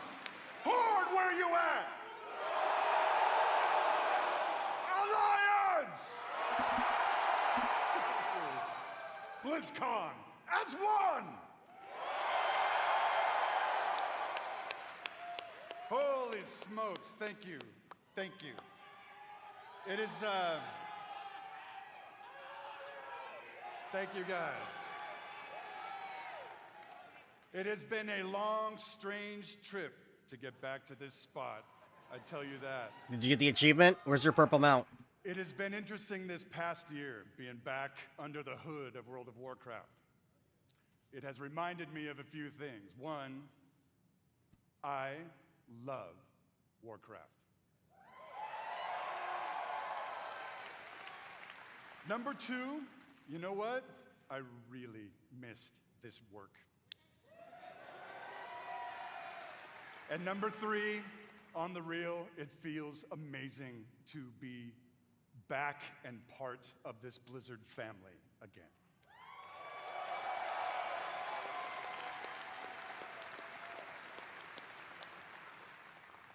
As Holly said a bit ago, next year is the 20th anniversary of World of Warcraft.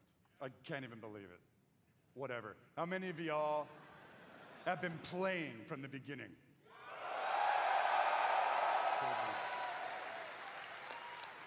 I love you, Prison. So given that,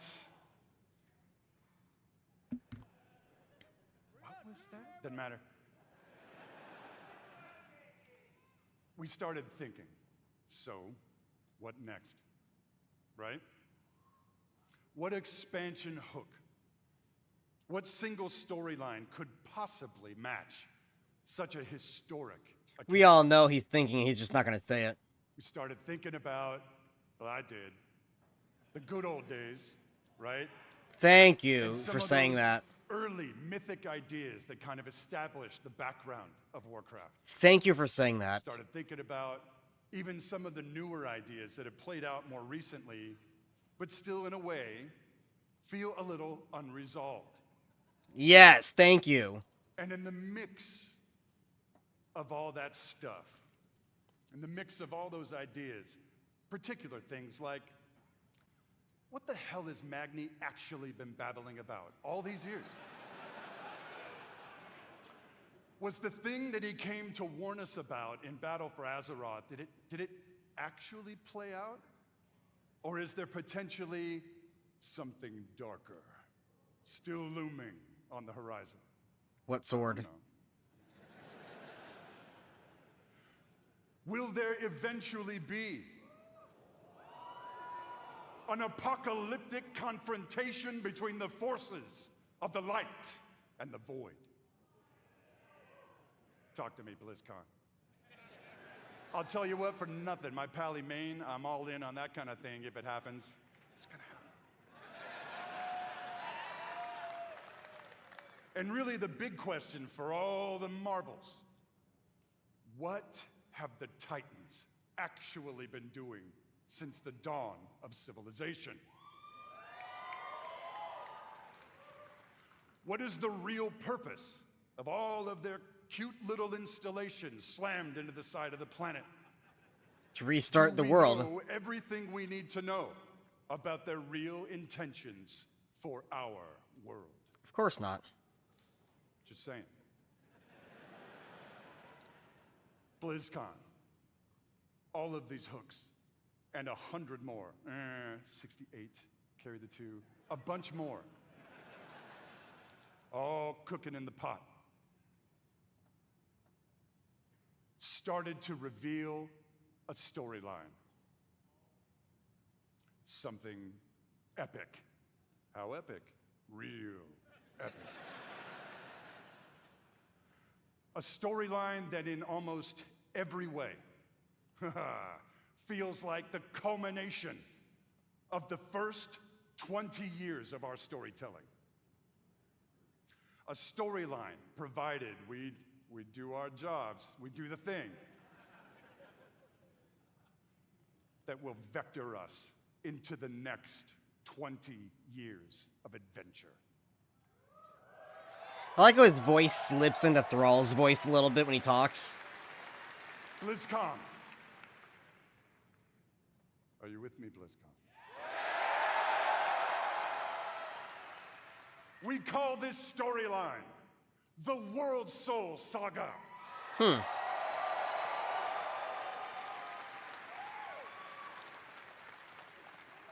The World Soul Saga is so epic, as we covered. It cannot be contained within any single expansion. It is built to play out over multiple expansions over the next few years. All right, so they've confirmed that, because that was a rumor going around. Come on now.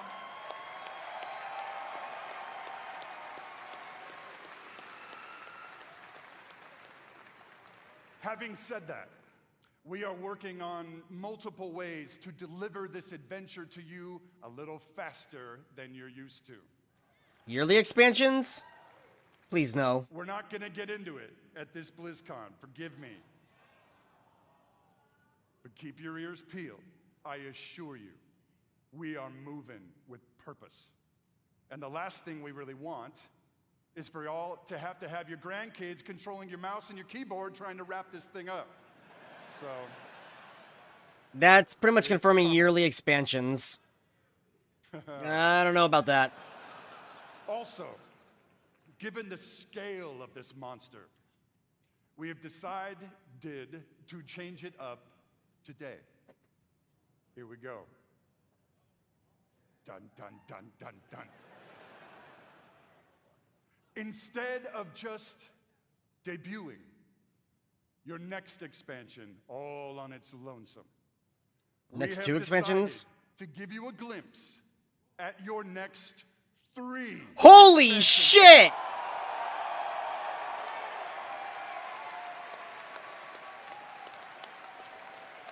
What? Does this meet with your approval, BlizzCon?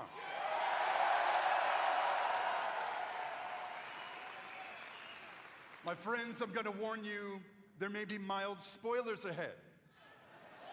Mild spoilers. Actually, I'm just kidding. They ain't mild. Buckle up.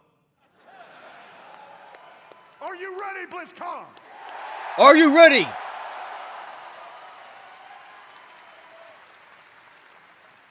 The first part of the World Soul Saga and your 10th expansion is called World of Warcraft: The War Within. Oh shit, that's not been in any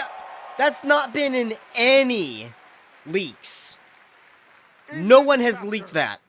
You will be descending into At least not the heart name. of Azeroth itself.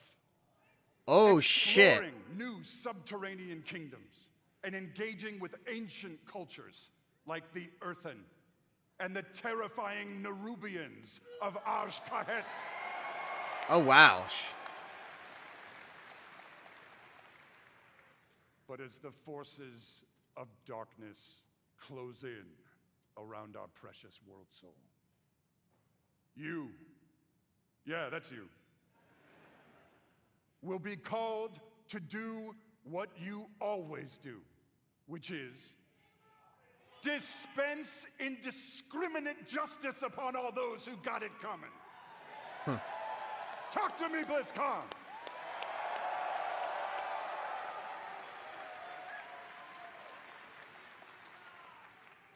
The second part of the World Soul Saga is called World of Warcraft Midnight. Interesting. In this chapter, you will be returning, ready, to the old world. World revamp. To the fabled lands of Quel'Thalas. Oh. There, the forces of the Void have invaded Azeroth, intent on snuffing out the light of You know the what? Sunwell. All right. And plunging Mark the off world Void expansion. into darkness and fear.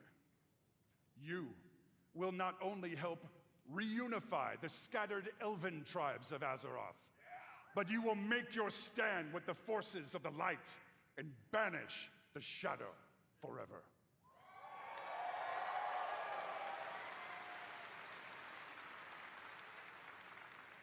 Of course, BlizzCon, it is Azeroth. Things may not go to plan. Things may just spiral wildly out of control. So we're probably going to lose leading to the third one. The third part of the World Soul Saga. World of Warcraft, the Last Titan. Mark off Titan expansion. We're going to do that.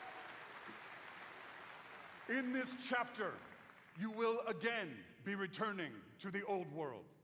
This time, to the wintry lands of Northrend. Ooh. And there, at Ulduar, you will bear witness to the return of the Titans to Azeroth. And there, you will uncover a vast conspiracy, one that stretches throughout the history of the world, one that will challenge everything you think you know about the Titans, their intentions, and the true nature of Azeroth itself. In time, my friend, in time. And it's called Silithus. There you go. Yeah.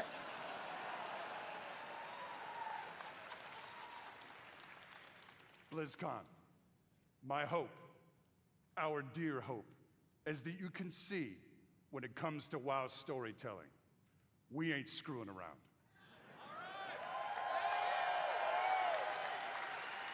I think we are playing for all the marbles.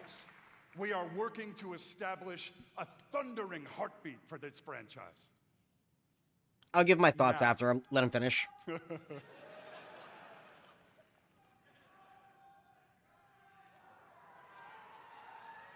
What are they screaming? Now, BlizzCon. Hearken to me. Always wanted to say that. Thank you. Whether you are a current player, and I'm going to bet that most of you are, or maybe you jumped off the WoW train a few expansions ago. Here. Now is the time to come home. And why is that? Sell it to me, Chris. Speak to me. Now is the time to pull on your boots, pick up your broadsword or your favorite glowy staff, and get in this fight. Sell it to me, Chris. Come on. Friends, Azeroth needs her defenders now more than ever.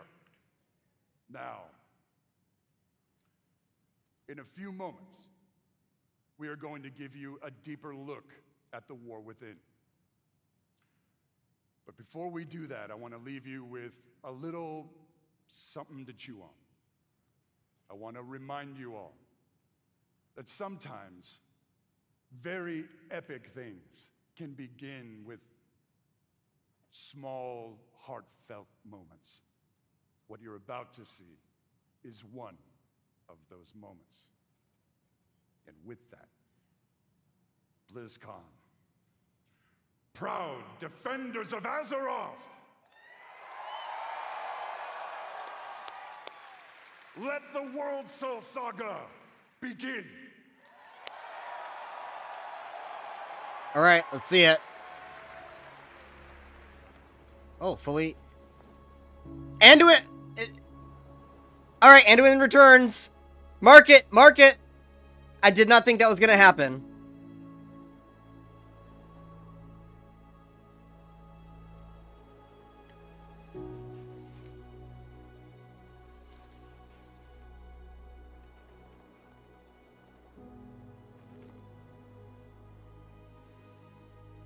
Is he Manduin now?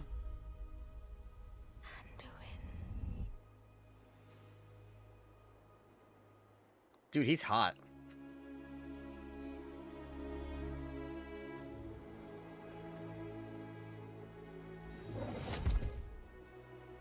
Sylvanas?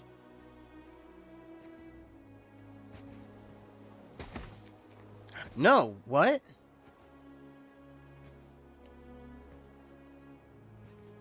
You're here to tell me we don't get to hide.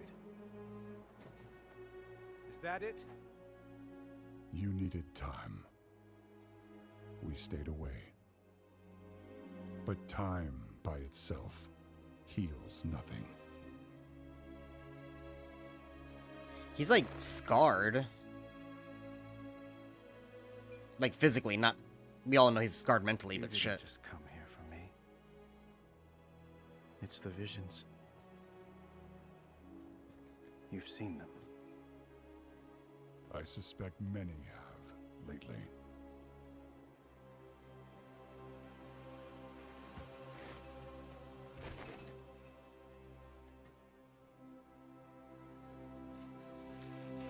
Something, someone, is calling out from the heart of the world.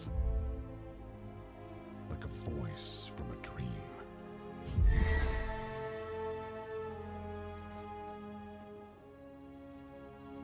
Something dark is coming, Anduin. The world needs your light again. My son.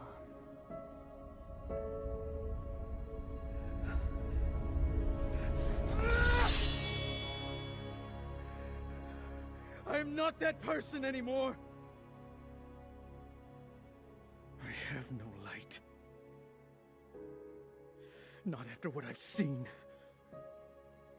What I've done. Not after what I've done.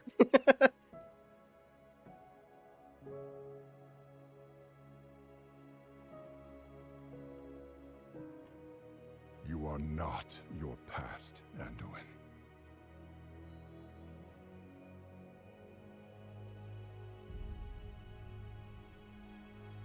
I trust you.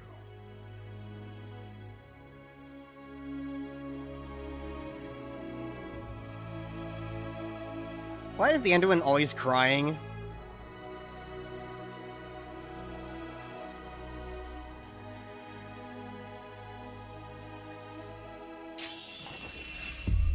Hear me.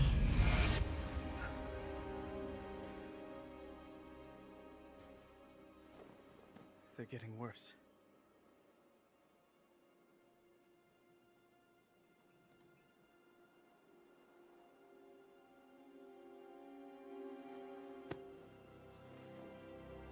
Look, whatever's coming, I'll stand with you. Of course I will. But we were drawn here by the voice. Who is it, Thrall? Who's calling out to us? It's Azeroth. I'm not sure yet.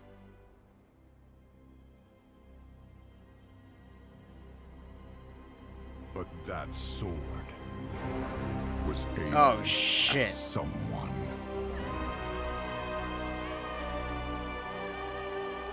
I like that. That's cool. Oh, wow. Look at that.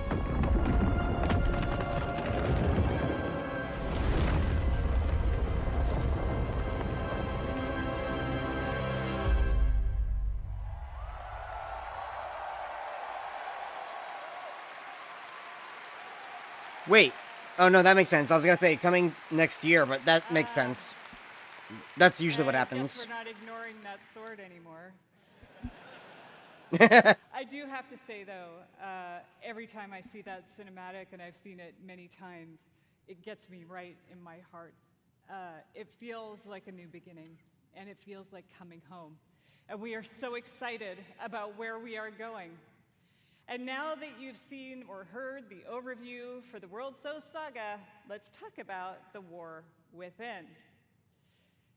As we all gather and explore beneath the surface, we'll find an ancient Nerubian civilization. They will be led by someone we were first introduced to in Legion, Xal'atath, a harbinger of the void. Ooh. She's coming back. The void brings destruction and darkness that threatens all light in our world. Yeah, we're not getting Classic Plus Last time Tetra. we saw Xal'atath, We're getting we promised Cataclysm we would meet again. and a new season of And Mastery. it turns out she was right. And while Anduin, Thrall, and others share the same visions emanating from the heart of the world, some are seeing something quite different. Gameplay trailer? All right, mark it off. CGI and gameplay trailer. My visions are not the same as the others. No radiance, no song, just the shadow taunting me from below. Azkahet. Isle of Dorn.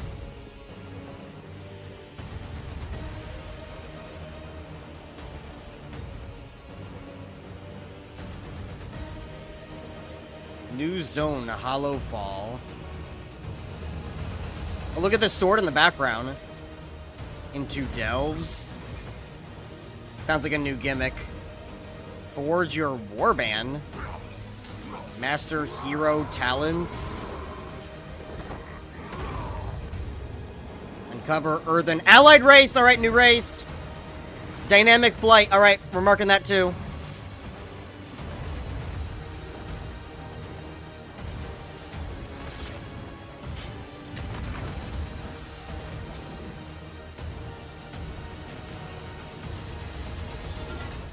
The fate of our world rests upon the edge of a knife. And our battle lies deep within.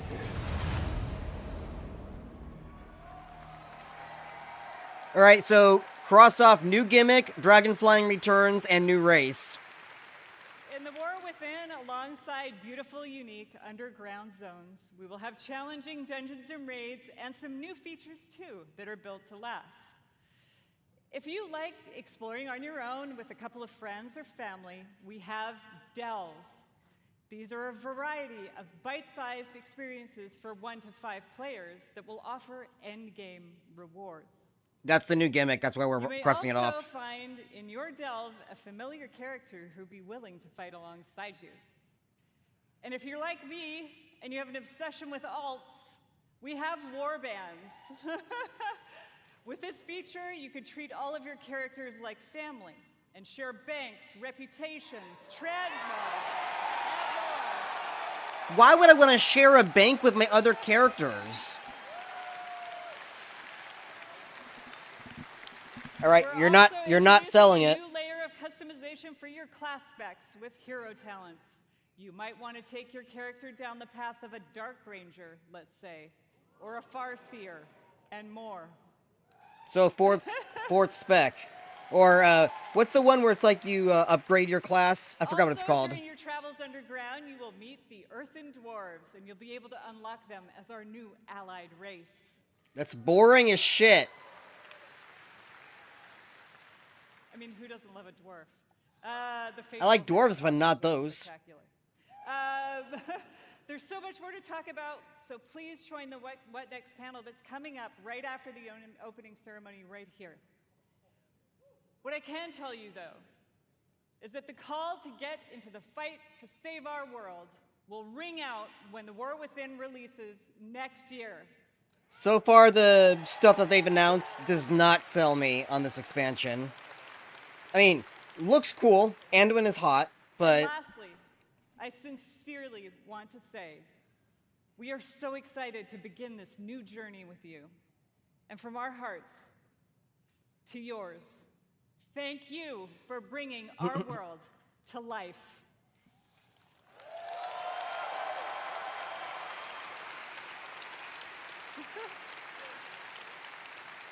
And now, with his own note of thanks, Mike Ibarra.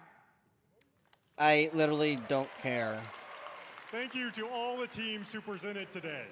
There really is so much to look forward over the next 2 days. And this is only the beginning. I can't wait to walk the halls of all of Anaheim with all of you. It is truly a joy to be here with the Blizzard team and our players. Blizzcon, be great to each other and enjoy the show.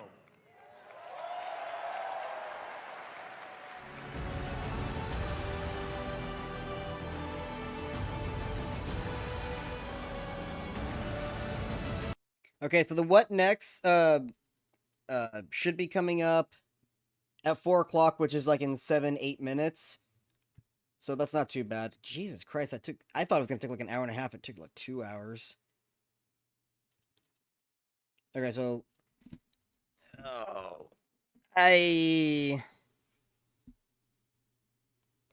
so that's, I will say, very interesting that nothing was leaked. Literally none of the leaks had anything about that. Well, with the exception of one thing. Was it Towley who kind of leaked that we were going underground, but people thought like, oh, Avalloran or wherever we're going to go next is going to have like an underground like city, and people did speculate it was going to be a Dwarven expansion with dwarves and stuff like that. So it's not a Dwarven expansion, but there are earthen dwarves, which I think this is so fucking stupid. The Avalloran leak with the like the tall dwarves, it sounded stupid, but that sounded cooler than earthen dwarves. Then the 3 expansion cycle, I do not consider, though, it sounds a lot like they're going to be doing yearly expansion releases, except not doing every 2 years. So it sounds like yearly expansion, which I never thought they would do. Like, it's been hinted at that Activision had been trying to get them to do that for a while, and it sounds like that is going to be the remnants of Activision seeping their claws into them. So that's what I completely think about that. It's not...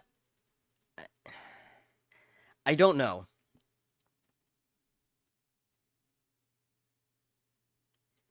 Yeah, I'll probably just watch Noble's videos on the lore. So far from what they've shown, I am not interested at all. Well, I'm going to watch the deep dive and see if they'll explain more, but having... like, to the account-wide, to the thing that you can share banks, who the fuck cares about that? As an added feature in the background, whatever. I don't like it, but whatever. But you're selling it as a major feature. That's fucking stupid. The Delves is just another fucking scenario. We've had that before. That's recycled content. That's scenarios from fucking Mists of Pandaria. They're just basically smaller dungeons. We've had that before. It's recycled content. Nothing in this new expansion is new from what we've seen so far. So nothing has gotten me excited.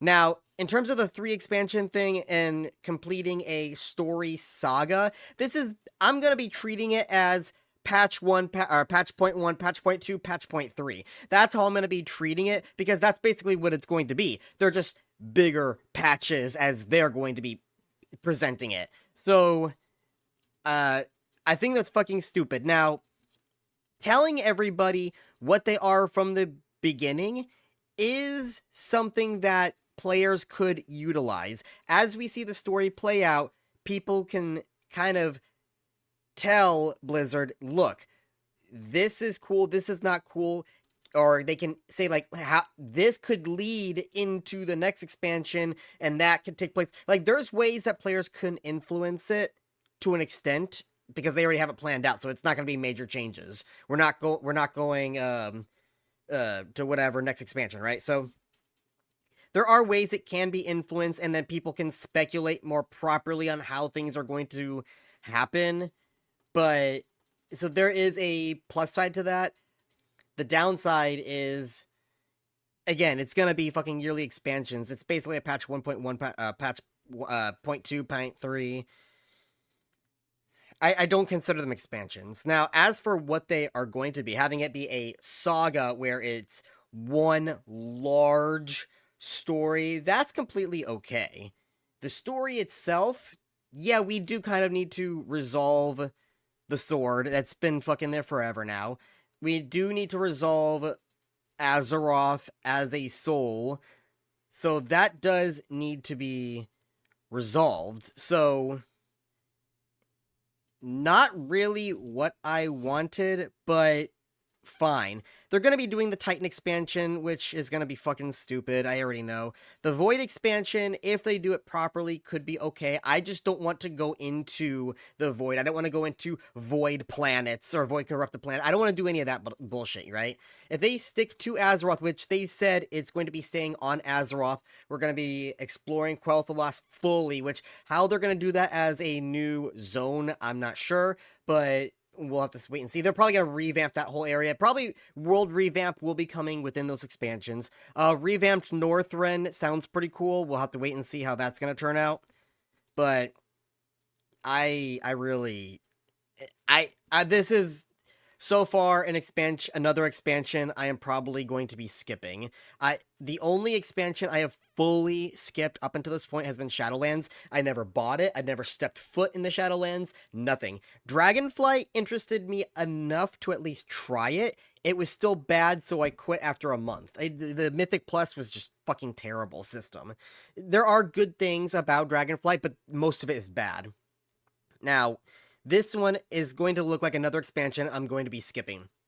As for Classic, they are just completely detached from what the player base wants. They said, oh yeah, we've done polls, we've seen what people... Every fucking YouTuber, everyone has been wanting Classic Plus. Everybody, all the big name YouTubers, all of the fucking forum posts, everybody has been wanting Classic Plus. And they said, oh yeah, we're listening to you. Everyone wants Cataclysm. Fucking no one wants Cataclysm. Even from the start of Classic. Even from the start of Classic. People said, stop at Wrath of Lich King. It's the trilogy. It's the original Classic. Stop there. No one wants Classic except for like the two people who said, well, that's the safe place to go. It is the safe place to go because that's what they're fucking doing.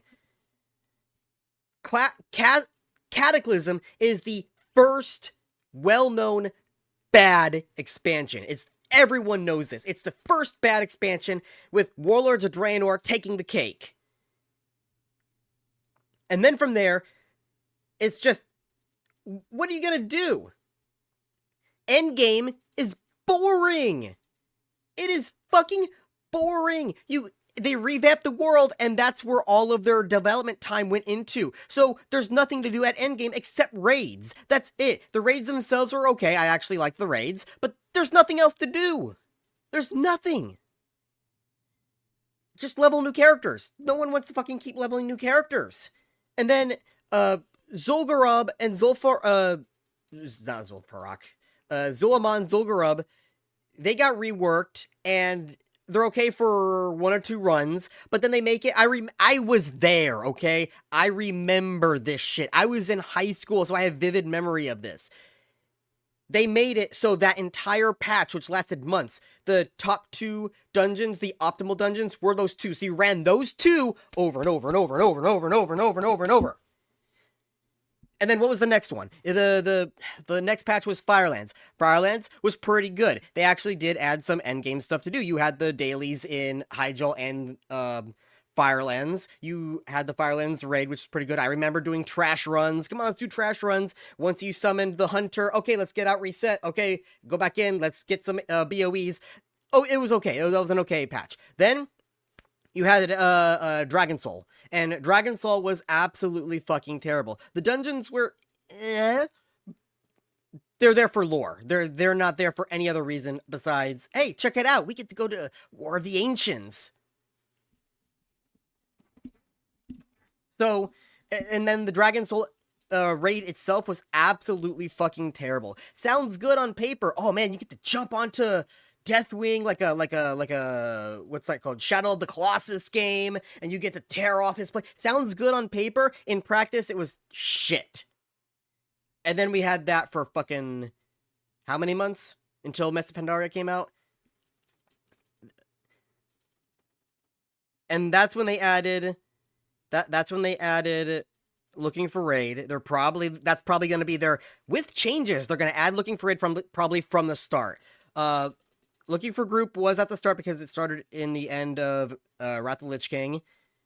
I actually do remember, so at the start of Cataclysm, you could not teleport to the dungeon unless you visit the dungeon in person at least once. Once you do that, then it allowed you to teleport to the dungeon in Looking for Group. So I remember that. They're probably going to remove that so you don't have to do that from the start, because they removed that early on.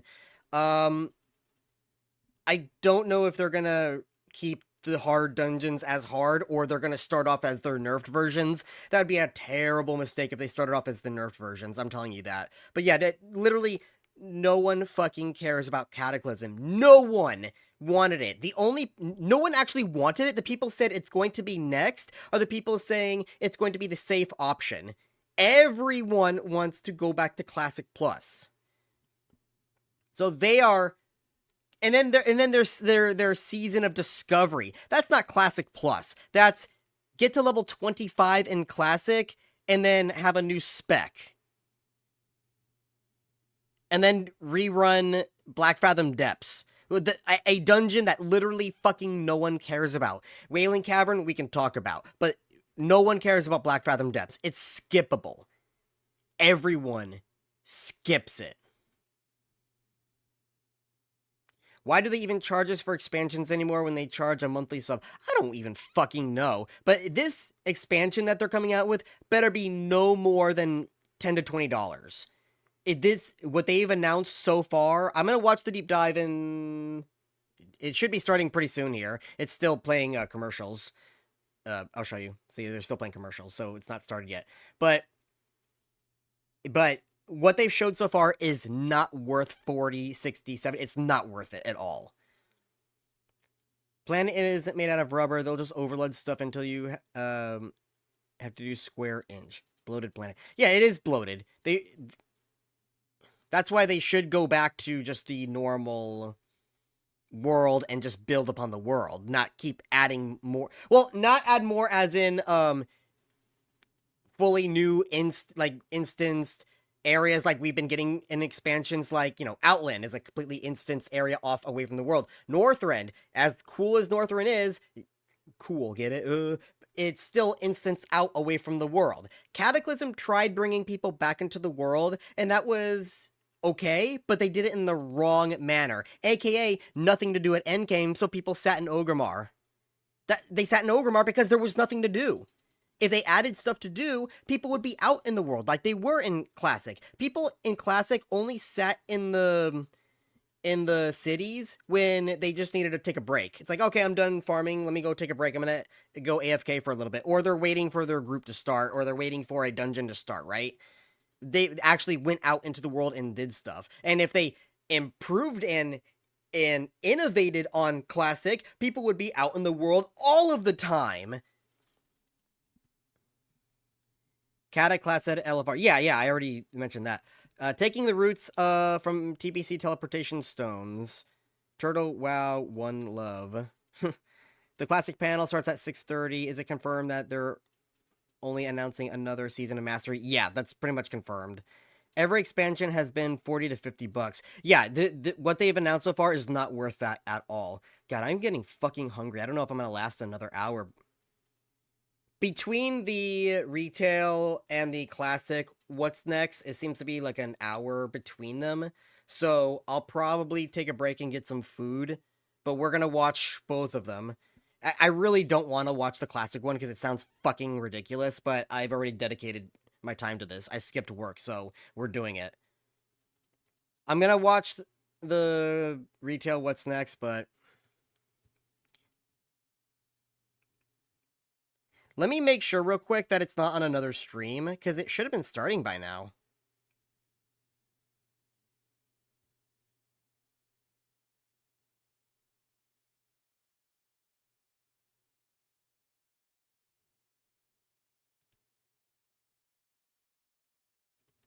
No, it hasn't started yet.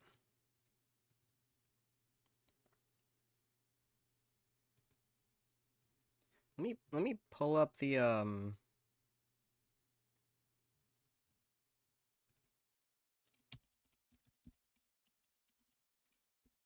I know I'm not going crazy.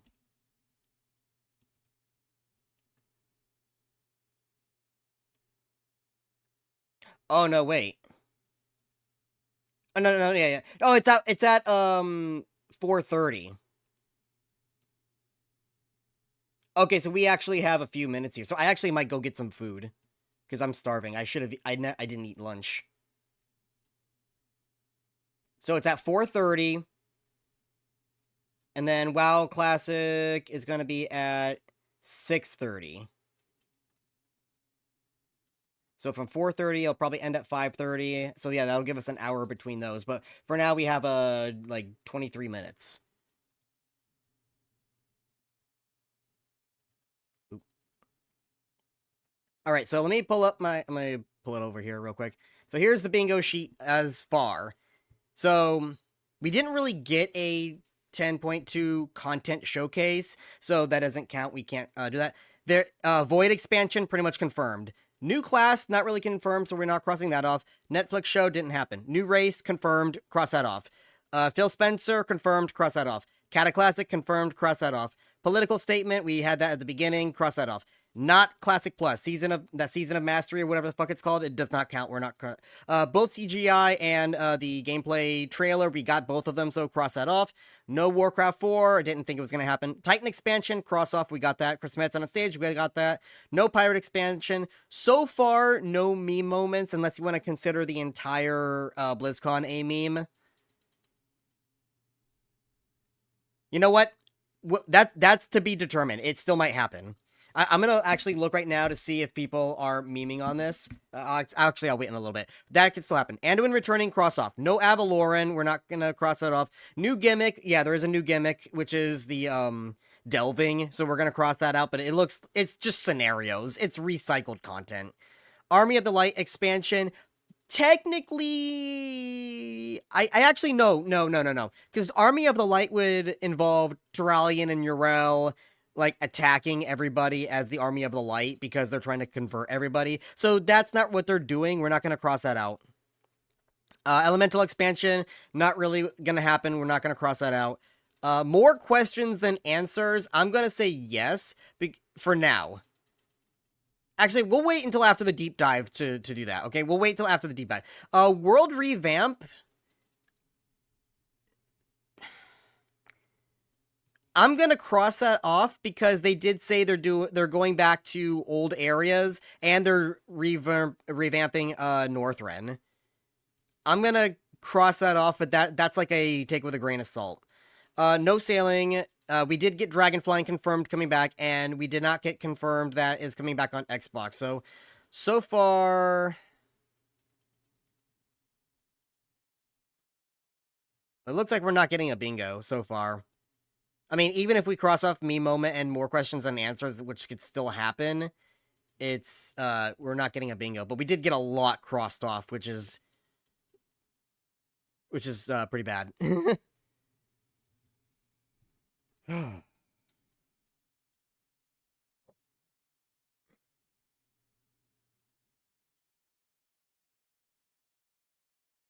I'd rather wait for Turtle Wow's Grimbatol and Quel'Thalas. Yeah. I don't really know. I mean, Turtle WoW is fun and all, and I appreciate that they're coming out with all these new areas that we haven't seen before in the world, you know, canceled from Classic and stuff, but the quality of content is not really that good. I'm gonna be the one to say that, because Telebim was okay. It didn't really knock me off my boots or anything. Gilneas was really boring as a Horde player. I heard it's much better as an Alliance player, but it was really boring as a Horde player. There was nothing there for a Horde player. Hyjal is better. I'll say that. Hyjal is better. But we'll see. So anyway, we got like 19 minutes until the deep dive, so I am gonna go get food. I'm taking my pauldron off so I can actually function in the world. I will be right back. So I'm gonna turn display off. I'll keep the thing playing for now just so you can see it, but it's mostly just commercials and rehash stuff. So I will be back soon. Oh, not that. Snapcam. Okay, give me a minute.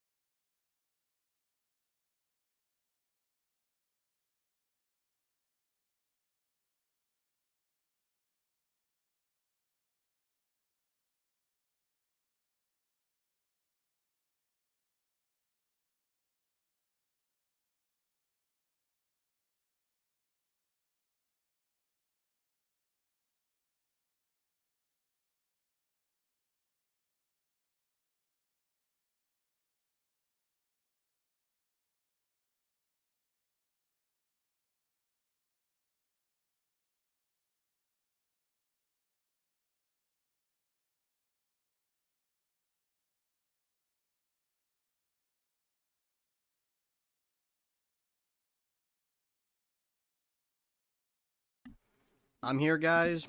We got 2 more minutes to go. I'm just finishing up my little sandwich here, but I am here.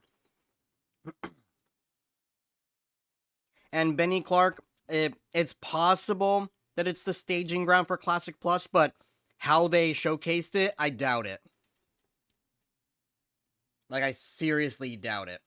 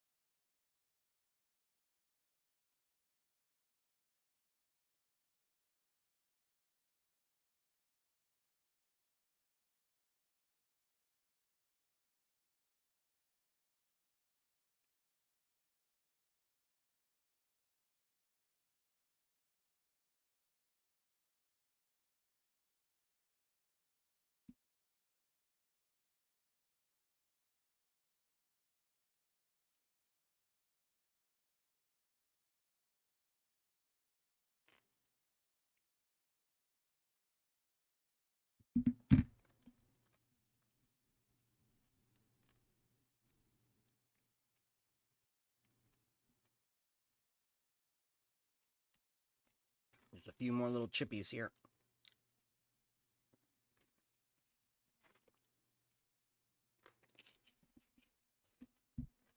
Alright, good to go.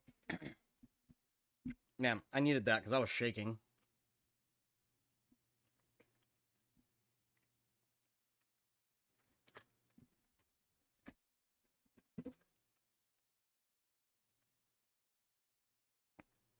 Mute real quick.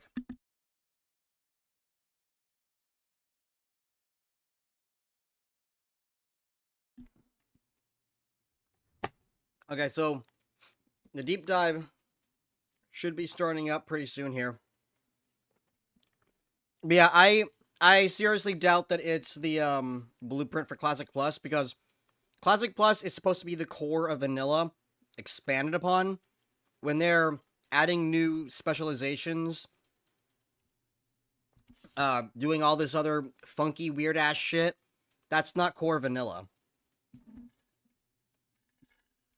So it's not the foundation at all.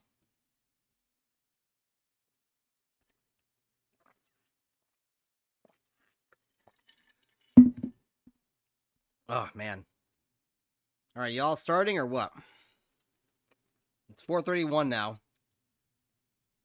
I'm gonna double check. Make sure it's not on another stream.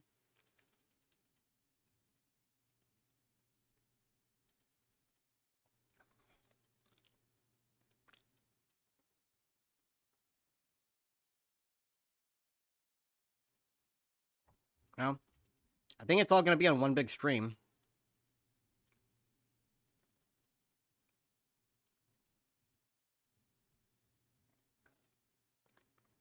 So they're late. Let's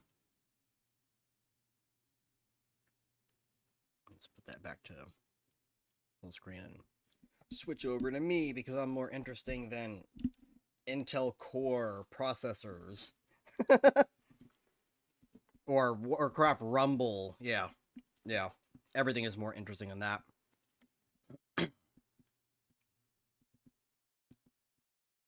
My own stream on my screen was like 3 minutes behind. Why is this? Okay, so hang on. I'm talking with a lot of my friends on Discord. Oh, here we go. Let's see. That's just music. I thought that somebody would have been talking.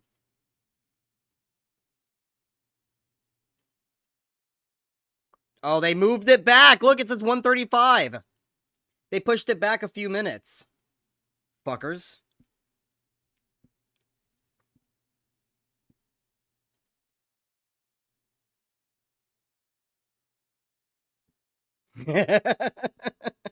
So my friend, she's absolutely obsessed with Anduin and Rathian. Like, she's like obsessed. So I messaged her, I'm like, do you see the new hot Anduin? And she's like, no. And then she's like, gimme. And she does the avatar thing. He is pretty hot. Alright, still nothing yet. Yeah, I'm talking with another friend. He likes the 3 expansion idea, but he's coming at it from a lore perspective, like a story perspective. And I said, that's not my issue. I'm completely okay with tying expansions together and having them be like part 1, part 2, part 3 of a story. That's not the issue. The issue is they're going to be yearly releases, and they're probably going to charge $40, $50, $60 per. You're basically paying for a patch. That's what it is. That's my worry. Okay, are we starting now? Maybe? No, not yet. I saw the big BlizzCon logo, but it's just... Xbox, power your dreams. I like how they snuck in the Xbox thing, like, last minute. Is she shipping, Rathuin? Isn't it the opposite? Isn't it, like, no, what is the ship name called? Anyway, yeah, she does ship them. She doesn't do it like she's not one of those kind of shippers where she will kill you if you don't agree with the ship. She's not one of those. She just likes it for fun. If it doesn't happen, she's like, okay, whatever. You know, she doesn't care if it happens or doesn't happen. She just likes it for the artistic thing or whatever. Oh, here we go. All right, let's switch it over. Take your seats. Thank you. Take your seats. Welcome back to BlizzCon. Keep your arms and legs in the ride at all times. For the next 2 days, there will be a series of 8 panels and presentations showcasing a variety of exciting new games and updates, led by some of Blizzard's amazing creators, artists, and designers. So, to kick it all off, here's our first presentation, World of Warcraft, What's Next? Nah, nah, nah, nah, nah, nah, nah, nah.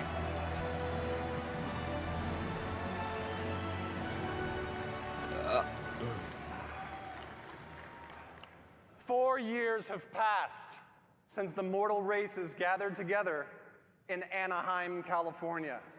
And now, the drums of BlizzCon thunder once again. Let me hear the thunder!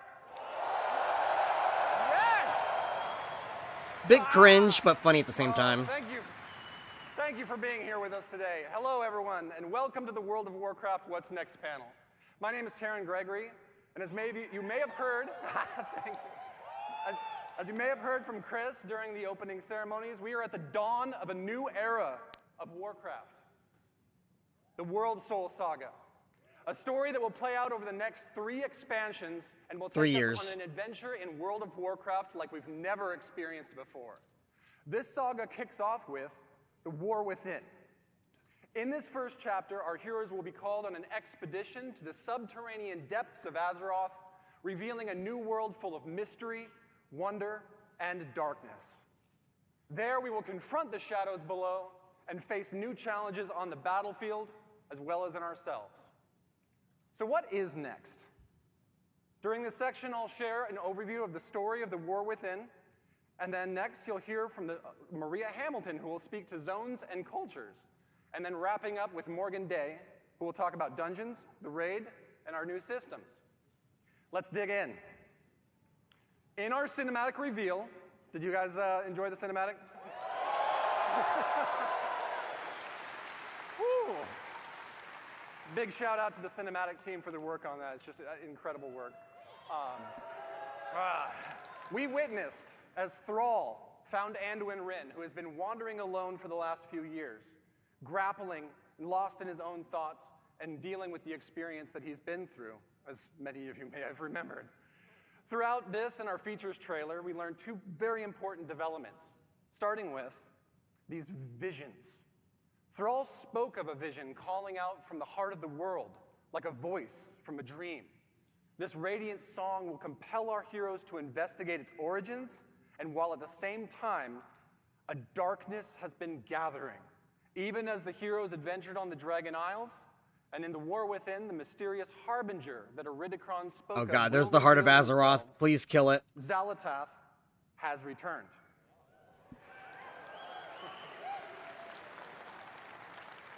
Freed long ago from the black blade that once bound her, she is now the harbinger of a new era of the Void's dark machinations. And her message is clear. The Black Empire has fallen. The old gods are dead. And their ancient blood runs deep within the cracks of the world. So are they confirming that the old gods are dead? Azeroth destroyed them. I really don't like that. The forces of the Horde and the Alliance have proven time and again they are among the most powerful armies that have ever stood. See, I'm going to stop real quick on the stream. It's always been the lore that we pushed back a version of them, not even their full-strength version. I liked that because it's like, okay, you get a taste of them, but you don't know their actual power. They're still out there. And now they're confirming that, no, they are fucking dead. Motherfucker. Jesus Christ, these people don't know what the fuck they're doing. Then, The Harbinger has watched this. She is patient. That's also power scaling. Our characters are able to kill gods. So what the fuck can we not do at this point? We're itty-bitty mortals, but we're able to kill gods. We're able to literally warp the universe just by snapping. We are Thanos. And while the Black Empire failed, Xal'atath now seeks to set in motion the rise of a new dark legacy. One that knows our true strength and will seek The Void to test Lords. it against a new threat of terrible power, the Nerubians of Ashkahet. They're fucking minions of the old gods. So how are they better? Having offered her people a new future, one in which they will rise from their isolation as a mighty kingdom once again.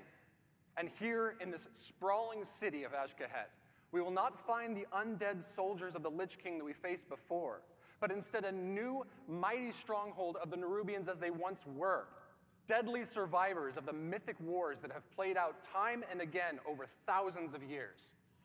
In return for their loyalty, Xal'atath has granted the Nerubians the means of a dark evolution. One What that the will fuck turn are the Nerubians those? into a new kind of ferocious and terrifying soldier that we will clash against time and again in the War Within. Now let's talk about who we'll be adventuring with. How do you like the key art? Several of Azeroth's greatest heroes will rise to the call of the Radiant Song, and many will be faced with their own unique challenges. Anduin, having survived his ordeal with domination. Yes, look at the art. Oh, incredible artwork. Anduin will be grappling with his relationship to the Holy Light that he no longer feels worthy of, while Thrall is seeking a connection to these visions, spreading across the world and working to find his new place in the Horde. While Magni Bronzebeard, long the Speaker of Azeroth, will Like how they confront used the heavy old art weight of for that him. responsibility once and for all. Champion! The Wounds Champion! Yes! Remember when Magni was badass? But that brings us to, I know you saw this in the features trailer, Alaria Windrunner. What the hell is that? Please tell me she Alaria's doesn't journey have a will be Karen centered to the haircut. events of the themes of the War Within. Or a As lesbian she, haircut. A Void Hunter will use all of her prowess to hunt down the Harbinger while being torn between her own nature and the maddening call of the Void to which she is attuned. Along the adventure, she will have a unique rivalry with Xal'atath, whose twists and turns will come to define the nature of this new conflict. Of course, we'll see many She has a more lesbian familiar haircut. Look at her faces on hair our is half journey shaved. And meet a host of new and interesting characters along the way that Maria is going to tell you more about in just a moment. But finally, this saga is only just beginning. Conceived to be... Yes! Conceived to be an epic worthy of the first 20 years of World of Warcraft, the World Soul Saga aims to redefine the storytelling in our expansion set and strike boldly at the core themes that define Warcraft. The might of heroes, the responsibility of that power, the pursuit of justice. Got to do my best Mets in there. Justice! And the importance of finding common ground as well as ourselves amidst adversity. Up next, may I introduce Maria Hamilton, who will be sharing more about our zones and cultures in the War Within. Thank you so much.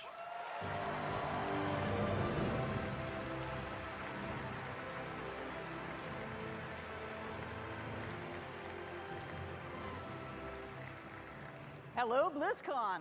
Wow, I am so excited to be here and delighted to represent our team and tell you about the places that we will explore and the cultures we will encounter in the War Within. I can't really see all of you out there. I know there's a lot of you, though, because I can hear you. And I hope to hear lots of oohs and ahs when you see some of this cool art I've got to show you. So let's get started.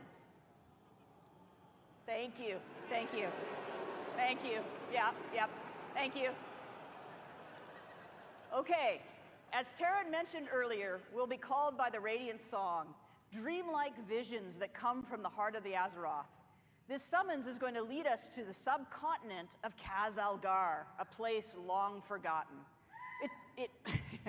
It's only through recent explorations in Uldaman that we've discovered a Watcher report concerning a contingent of Earthen that was So there's sent to this place Khaz-Algar. long ago to investigate a fissure in the sector. What exactly that means, we don't really know, but we can probably speculate. So first, let's talk about the Earthen. Ooh, there you go. There you go. All right, we have met Titan-forged Earthen before, of course, in Ulduar and other places. But this society of Earthen has been isolated within Khaz-Algar for a really long time and have developed their own manners and customs.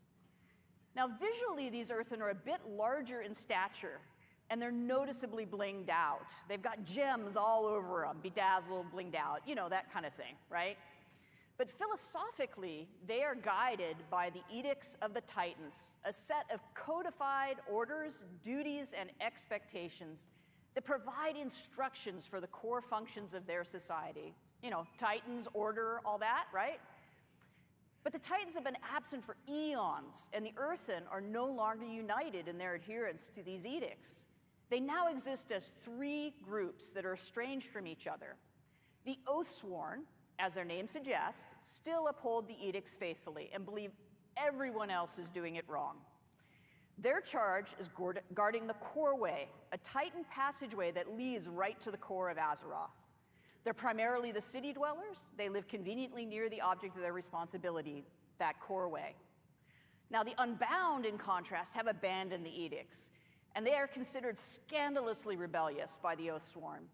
Their original responsibility was providing the materials to keep the Titan installations supplied, and they're primarily rural. They're living in and around the quarries and the mines where natural resources can be acquired. They rarely interact with the city dwellers. They feel neglected and ignored because they have a different opinion on how they should live. Now, the machine speakers have strayed from the edicts in practice, but not with respect to their overall obligation to keep the Titan works functioning. They've had extremely limited contact with the surface dwellers, and they express no little disdain for those who just don't understand the great machines.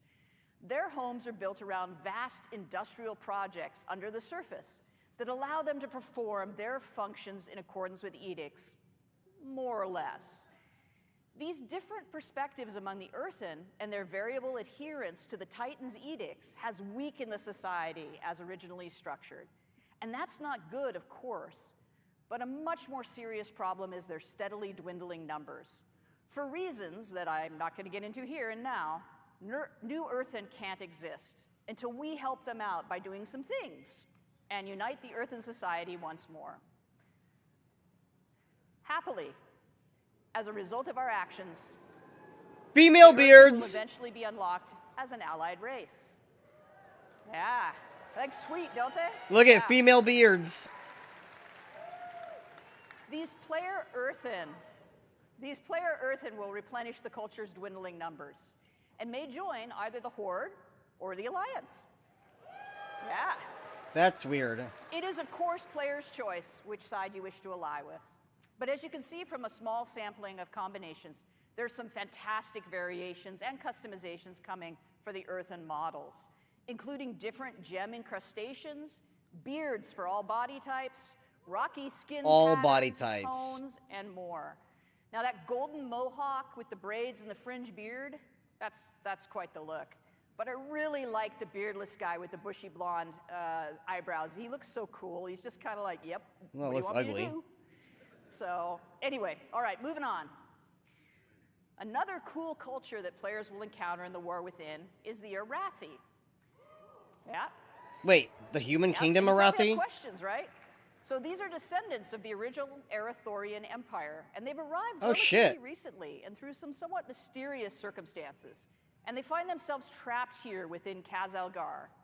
Mysterious mostly because I can't say anything more about it just yet because of spoilers, but it's not like spooky mysterious, it's the other kind. As a people, the Arathi are worshippers and wielders of holy fire.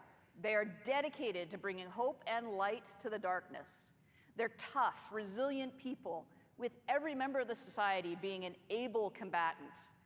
Some few are further blessed with paladin-like abilities through their devotion to the light.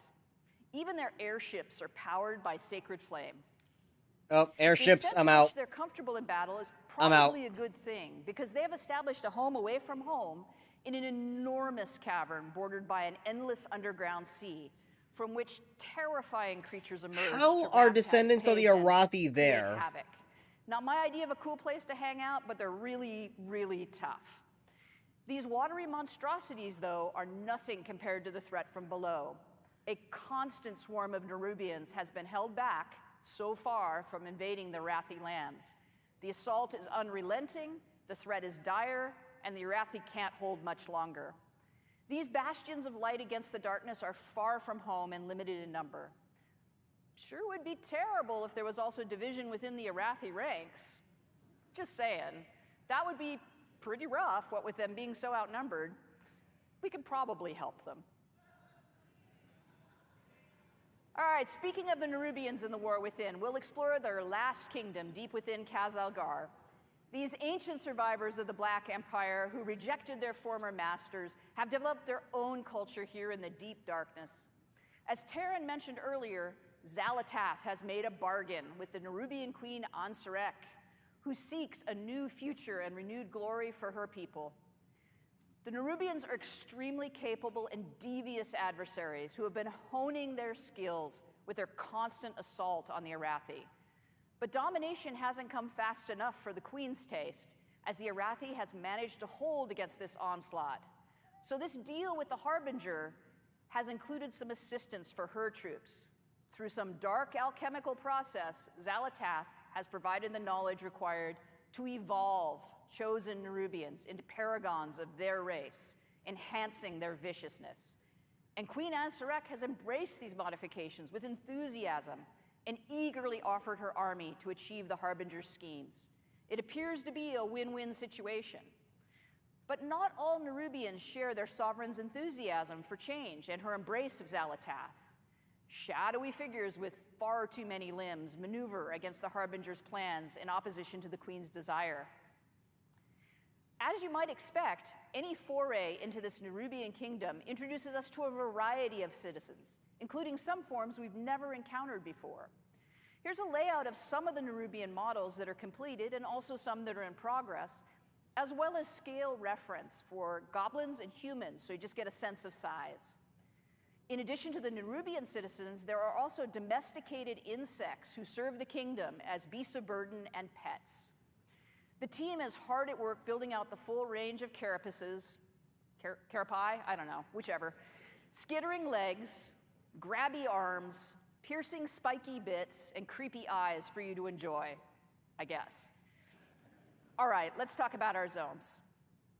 The surface of Kaz-Algar is our first zone, called the Isle of Dorn. This is the home of the earthen surface dwellers, as well as other native species of creatures. The fertile soil, flowering plant life, and generous waterways provide nourishment for animals in this untouched paradise. An important facet of earthen society is Cinderbrew mead. This volatile substance is manufactured from molten honey, produced by enormous fiery bees. Their home groves are a remarkable sight, as the hearts of the trees themselves glow with Cool lava-like Griffin model. fluid. Harvesting is always that. an That's exciting cool. time, as the ferocious creatures are understandably protective of their hives. Now, the roosts at Storm Watch are wreathed with lightning and fierce winds. These wild elemental rooks may choose to serve a member of the Oathsworn, who, if so blessed, becomes a Storm Rider, one of the guardian warriors of the earthen people. The Unbound deal with hostile creatures from time to time, but for their most part, the existence is relatively peaceful, fairly sort of peaceful. Their comfortable homes are often situated near the places where they once labored as adherents to the edicts. Those sites are now in disrepair, and in some cases, the lair of other creatures. Of course, the Isle of Dorn boasts a great walled city where the Oathsworn live and serve the edicts of the Titans. The city of Dornagal is the location of many important civic buildings, markets, traders, and crafters. And it's here that a traveler will find the expected amenities of a capital city, as well as the Titan Causeway, the defense of which is the Oathsworn's primary charge. Now, beneath the surface of the Isle of Dorn lies our second zone, the Ringing Deeps. As the name suggests, it is here that the Earthen are engaged in their work in accordance with the edicts. In these industrial areas of this cavernous space are huge, complicated machines, lava-heated foundries and forges, and waterworks, both to cool and to power huge machinery. Maintaining these Titan mechanisms and keeping everything running is both the responsibility and the passion of the machine speakers. The Earth has shifted too in places, revealing openings to the sky above to the Isle of Dorn. These cenotes bring light and water into areas once shrouded in darkness. Is that a Among female greenery, kobold? Flowers and creatures that do not typically dwell in caverns may be found in these idyllic What a spots. big beefy kobold. It was really important to us as developers that we delivered the fantasy of the hard-working industry, but still had some break-up areas of natural beauty that don't feel like dark, constrained tunnels. Now, as the machine speaker population has dropped, they've had increasing difficulties with kobold incursions, and indeed the kobolds have taken over the mines, the work areas. They've even built a city of their own. Unexpectedly, the kobolds are actually becoming a force to be reckoned with under the aggressive actions of their leader, the Candle King. You knew it had to be a candle. No take candle. No take candle. With the passage of time, the Earthen have diminished both in number and in the knowledge required to perform the various routines to tune and repair the processes. The old ways have been forgotten, and new creative methods must be employed if the edicts are to be obeyed. So they're kind of making it up as they go along. From the Ringing Deeps, we descend further into Kaz-Algar to reach Hollowfall, a vast hollow area in the earth, bordered by an endless underground sea. This tenuous foothold under the bright light of an enormous crystal has allowed the Arathi to survive, using their airships to travel to high plateaus and establish docks, light towers, villages, and even a priory. From their capital of Merildar, these trapped people strive to keep hope alive and spread the light, while engaged in a near constant battle with the Nerubians at their borders. The open spaces, the bright light, and the greenery are intended to feel as though we're on the surface, somehow, rather than in this sort of strange hollow within Azeroth. The crystal provides brilliant light, warmth, and growth for vegetation. You may notice that all the blooming plants have opened their blossoms toward the light and seem to be reaching in that direction whenever they're in Hollowfall. Unfortunately, the crystal sun has been changing in recent years. Where once the light was steady and reliable, it now fades without warning, plunging the Arathi into darkness, save where they have built light towers and maintain their holy flame beacons. In the absence of this light, the dangerous Kobis and other fierce creatures emerge from the sea to rampage. As the Arathi are barely holding back the Nerubians, these unpredictable episodes are incredibly demoralizing and deadly. Happily, the light has always returned to the crystal, so far. And at the deepest descent in the war within, we reach the zone of Aj-Kahet. That almost rhymes. Anyway, the Nerubian city of Threads has been built on the ruins of itself, over and over and over again. As areas decay and crumble, a new district is built upon its ruins, and as a result, the city climbs ever higher. Those Nerubians favored by the queen, or possessing enormous wealth, or both, command the greatest views and live in the highest places over these swarming masses of the many districts. The Burrows is the home of the scavengers, the forgotten, deep in the decay and the filth. The Umbral Bazaar is a trading hub of fine silks, fascinating alchemical discoveries, and other exotic and hard-to-find goods. The Skeins are the home of the lore keepers and scholars who toil to maintain the history of their people and research myths and legends of Azeroth. There are many other districts and less than savory neighborhoods, both well-known and secret, that the careful adventurer could discover should they risk life and limb to do so. But the key to such exploration is fitting in among the Nerubians and being accepted, an enterprise best accomplished through skill in the use of pheromones and considerable bravery. The zone of Aj-Kahet features areas of spectacular dark beauty that are inhabited by these creatures that have found a way to live among the Nerubians without being deemed a threat, found to be particularly tasty to consume, or just too much fun to torment. The mobilization of forces to assault the Arathi while also providing military might to achieve Xalatath's schemes has stirred up all sorts of inhabitants of the darkness. And deep within the city itself, the Nerubians are gathering an odd substance, the black blood of the old gods, for some unknown purpose. But I'm sure that's fine. And now I'd like to talk a little bit about our zone flow. As I mentioned, awesome, huh?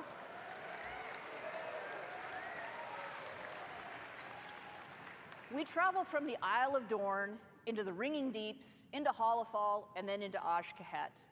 In the War Within, all of our zones are connected all together using the airlock technology that we developed for Zaralek Cavern, allowing for this seamless descent from the Isle of Dorn all the way to Aj-Kahet.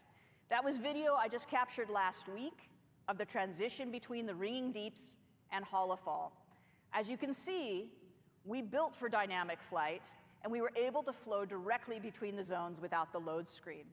There is some seriously amazing swoopy goodness to be had moving across these zones and through these spaces. It feels so cool to burst out of a really tight area and into just a huge drop like that. It's so exhilarating. Now, this blobby map that I've got up here was an early attempt during development of our zone flow to try to figure out how we would stack these zones together and achieve the relationship between their geography and geometry that made sense and felt great to traverse. We ended up with something slightly different than this, but this is pretty representative to explain what the world builders were thinking about when they planned these spaces out. It was really important to our design that while 3 of the 4 zones are technically underground, they didn't feel that way, and that they were distinctly different from one another. We pursued that goal by introducing the natural cenotes in the Ringing Deeps and leaning into the I'm almost fantasy of asleep. the classic underground just foundry and industrial workspace. Talking to my friends about this So shit. even in the zone that felt the tightest, there's places that look as though they're actually on the surface. And within Hollowfall, we created a massive hollow space in a cavern so vast it feels like an exterior, with a huge artificial sun in the form of a gigantic crystal. And in Aj-Kahet, we leaned hard into traditional Nerubian architecture with hanging nests and huge palaces built all over a decaying city that just falls away into the depths. And that is the last bit of eye candy I have for you today. I hope you enjoyed this peek at what we've got in development. My friend says, calling the plot now. Iridicon makes a deal with Xalatath, and they go to midnight with the Sunwell. The final patch involves them summoning the Titans. They laser beam the Titans out of existence with the Sunwell's power, and bam, last Titan expansion.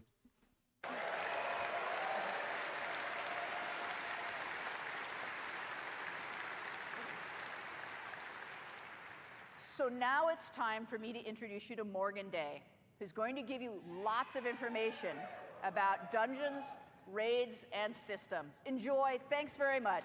Bye.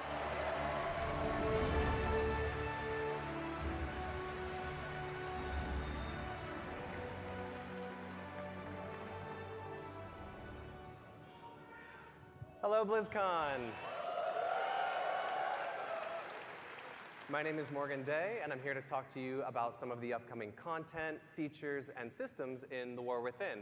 I'm sure I'll also make some funny faces that I'll regret later in thumbnails, but whatever. First up, let's talk about dungeons. There will be 8 new dungeons coming in The War Within, 4 during level up, 1 in each of the 4 zones that Maria just walked us through, as well as 4 at max level. There's a lot of really cool stuff happening in these dungeons. For instance, we have like a kobold dungeon where you'll meet that Candle King, where there's like a light mechanic that takes place. You have to kind of keep it going to light your way. There's Only a dragon 8 dungeon, dungeons. Of course, but also one of my favorites. Oh god, another dragon riding dungeon? That was absolute bullshit in So Dragonflight. this is a dungeon that takes place on our first zone, the Isle of Dorn, which is where you'll experience, all of our earthen buddies, and this is the place where they make that cinder brew mead that she was talking about.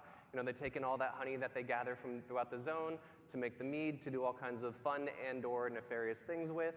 Although I do have to say, I feel like they're a little bit behind the times. I feel like all the kids are drinking that, hard seltzer or something these days, but whatever. They're old school, I get it.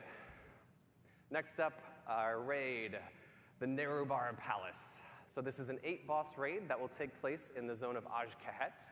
And this is really the culmination of all of those machinations we keep hearing about that we see play out between the Nerubian Empire, their queen, and her collaboration with Xalatath. So for this next one, we don't normally show things this early, but I thought it'd be cool to share. On the left there, you can kind of see the top-down view of the raid, and on the right, it's more of like a side cutout. So we like to work on all of our dungeons and raids when they still look like this, as it's much easier to iterate while we're in 2D than it is to kind of change the zones around once we're in the game and it's all blocked out. So to step us through the raid really quickly, after barging through the front door, you'll very quickly fall and/or get knocked into one through that, given that for that. Next up, let's talk about systems. That's all I can skip. So I want to walk you through some of our features and systems at a really high level, but first I want to talk about some of the philosophies that are really guiding us to add these into The War Within. So first and foremost, we really want to continue to extend the philosophies of Dragonflight into The War Within. And really, when we talk about that, there's 3 main pillars that I want to touch on. First, we really want to make sure that we're focusing on evergreen features. We want to make sure that we're making World of Warcraft better forever and not focusing on things that we know we're going to have to leave behind as we move into future expansions. Okay.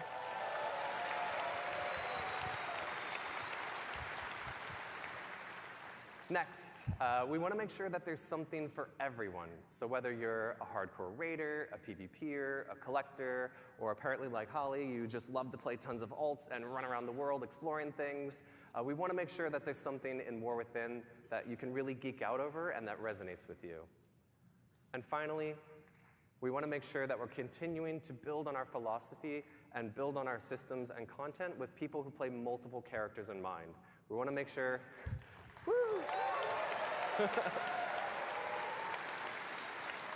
We want to make sure that we're building all of our systems to really respect the time of the player behind the keyboard and not focusing so much on the accomplishments of that individual character.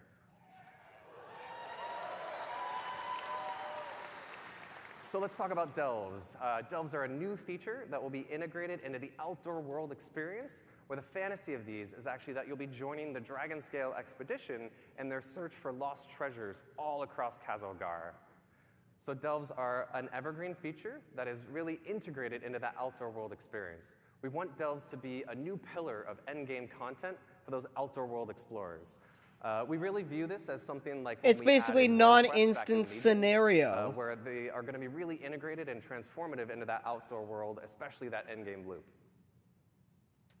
So one of the main reasons I'm stoked about delves is that these will provide an opportunity for us to, give seasonal content and rewards to those outdoor world explorers. So that means things like, rewards that you're used to, like mounts, achievements, titles, but we'll also be adding a outdoor row to the Great Vault with War Within.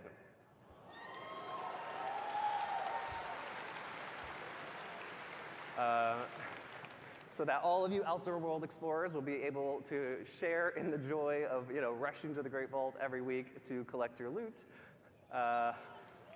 And there will also be 13 unique delves that we'll be launching War Within with. And delves will scale from 1 to 5 players and be role agnostic. So that means if you want to play a delve solo, that's totally cool. If you want to go with you and your partner, that works as well. Or you can bring your whole dungeon group in, and the delve will scale based on your group size and your roles.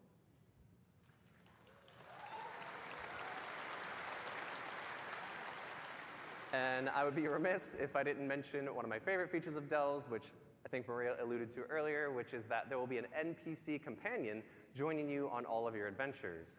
So for Season 1, that'll be Bran Bronzebeard, as you can see. And Bran will be tagging along with you on all of your delve adventures and will totally never, not even once, aggro a pack of monsters that you didn't want him to. And I don't have my fingers crossed behind my back right now. So Bran will have a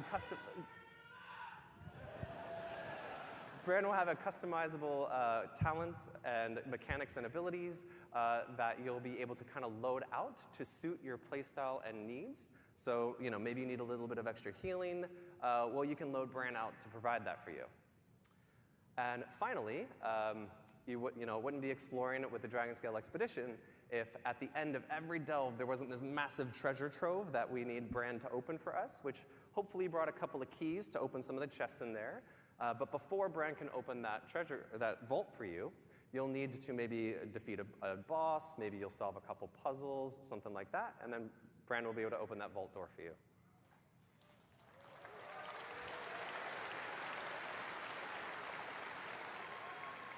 Next up, let's talk about warbands. It's happening! So warbands are a system that we're introducing that will really be the representation of all of your characters across your Battle.net account.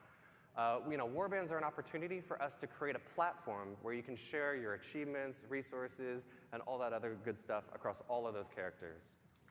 So the goal of this system is really to be that representation of the philosophy shift that I mentioned earlier about really respecting the time of the player behind the keyboards and not those individual characters. There's actually a ton of additions and modifications. We've talked about a few here. There's no singular UI screen that says warbands. It's more of all these modifications and updates and features are kind of wearing a big coat that says warbands on the back of it. It's how I kind of keep it straight in my head. But just to talk about a couple of those cool features, we'll actually be revisiting the transmog rules of how you acquire those appearances in the War Within. So for all of you who have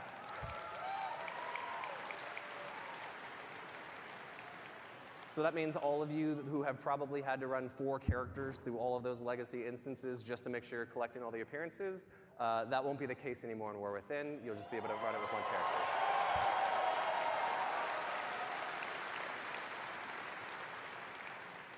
And oh yeah, Holly mentioned this already, but this is obviously one that people are looking forward to. All of our reputations as well as renown in the War Within will be shared across your entire account.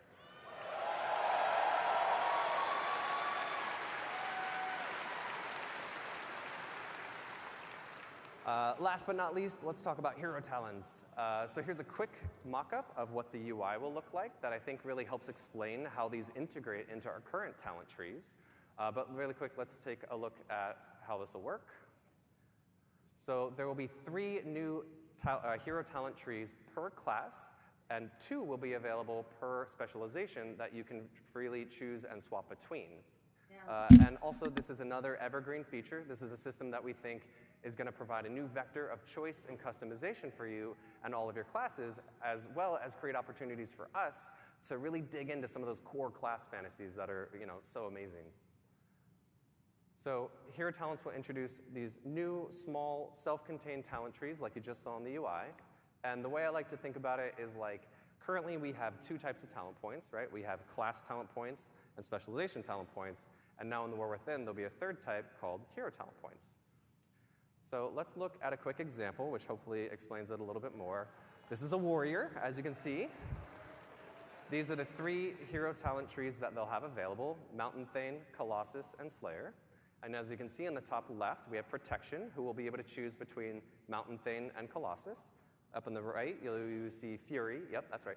Mountain Thane and Slayer are their options. And down at the bottom, Colossus and Slayer are their options. So this is how the majority of our classes are going to look in the War Within. The exception, of course, being Druids and Demon Hunters, who are a bit special, so theirs will look a little different.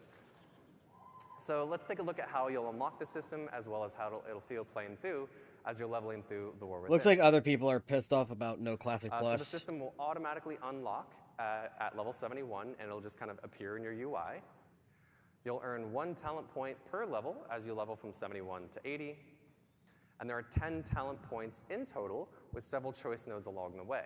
So I like to think of this as being similar to like the Legion artifact, where as you were leveling and progressing, you were making some choices along the way, but ultimately you're going to unlock the whole tree.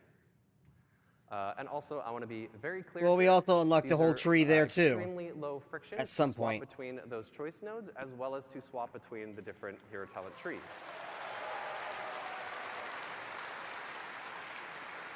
It's basically just extended talents. This should be very analogous to your current talent trees and will follow all the same rules that you used to there. So, at the start of a raid boss, before Mythic Plus starts, before an arena match kicks off, and anywhere in between. And to wrap us up, I wanted to show off a really quick video of what hero talents look like in action. So this is a warrior, as you can see, pop an avatar, jumping in. And this next one is that same warrior with the Mountain Thane talent tree. As you can see, Stormbolt hits multiple targets. There's a couple cool new V effects, and a lot of other cool stuff going on there as well. I heard some oohs. Ooh. Our effects artists will be happy. So that about wraps us up for our What's Next panel.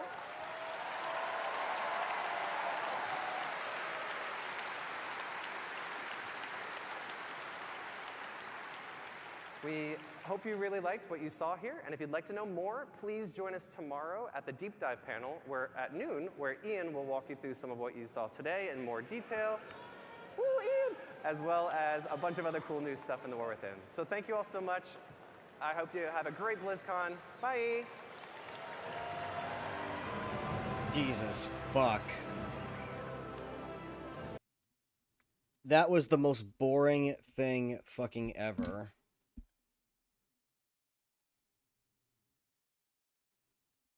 Guys, I'm not even... I was going to watch the classic panel, but I don't want to sit for an hour going over Cataclysm and this new season of Mastery. It's just... That's just fucking terrible.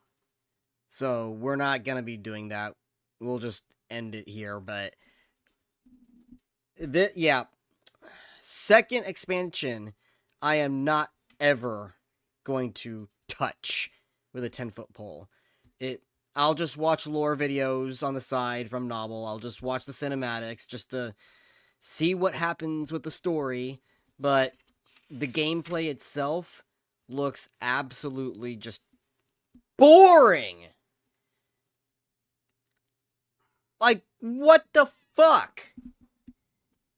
There's nothing new. Nothing. Like, ooh, you can have all your character. Who the fuck cares? You can have you can have all your characters' banks in one. Who cares? You can delve. Those are scenarios. We've had that before. New dungeons and raids, who cares? Oh my god, that...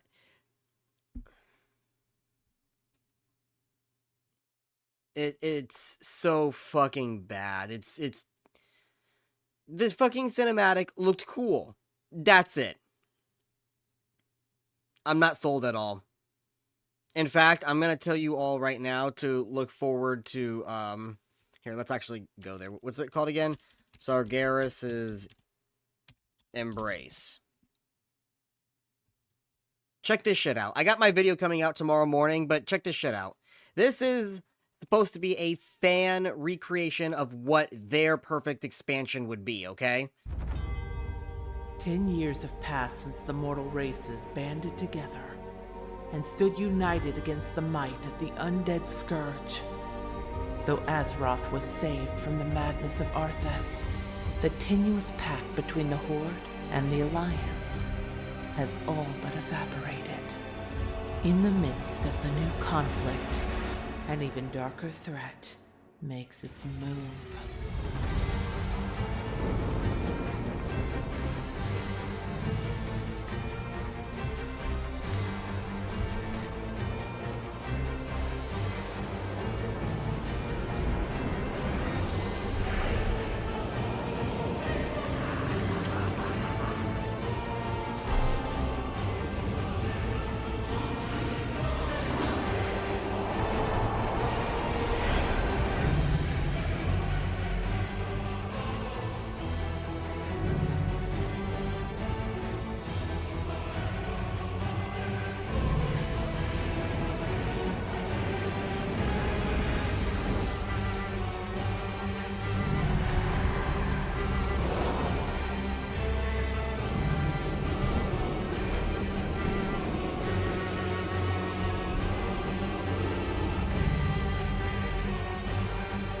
Check this shit out. Wait, watch, because they have player housing. Check it out.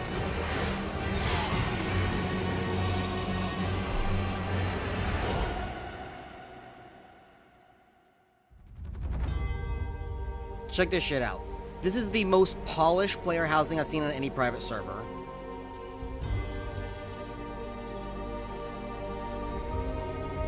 Look at that. Look at that.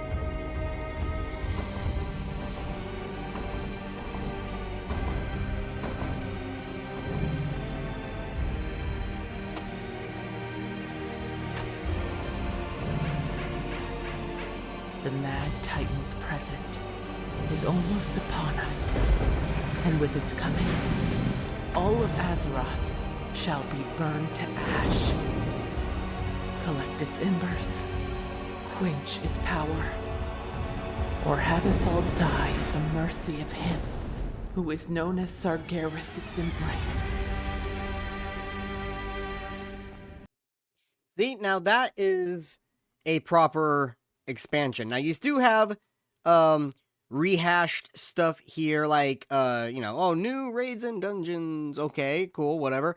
Now, their Mythic Plus system and there's a Raid Plus system is basically think of Mythic Plus, right? But you do not use up your key.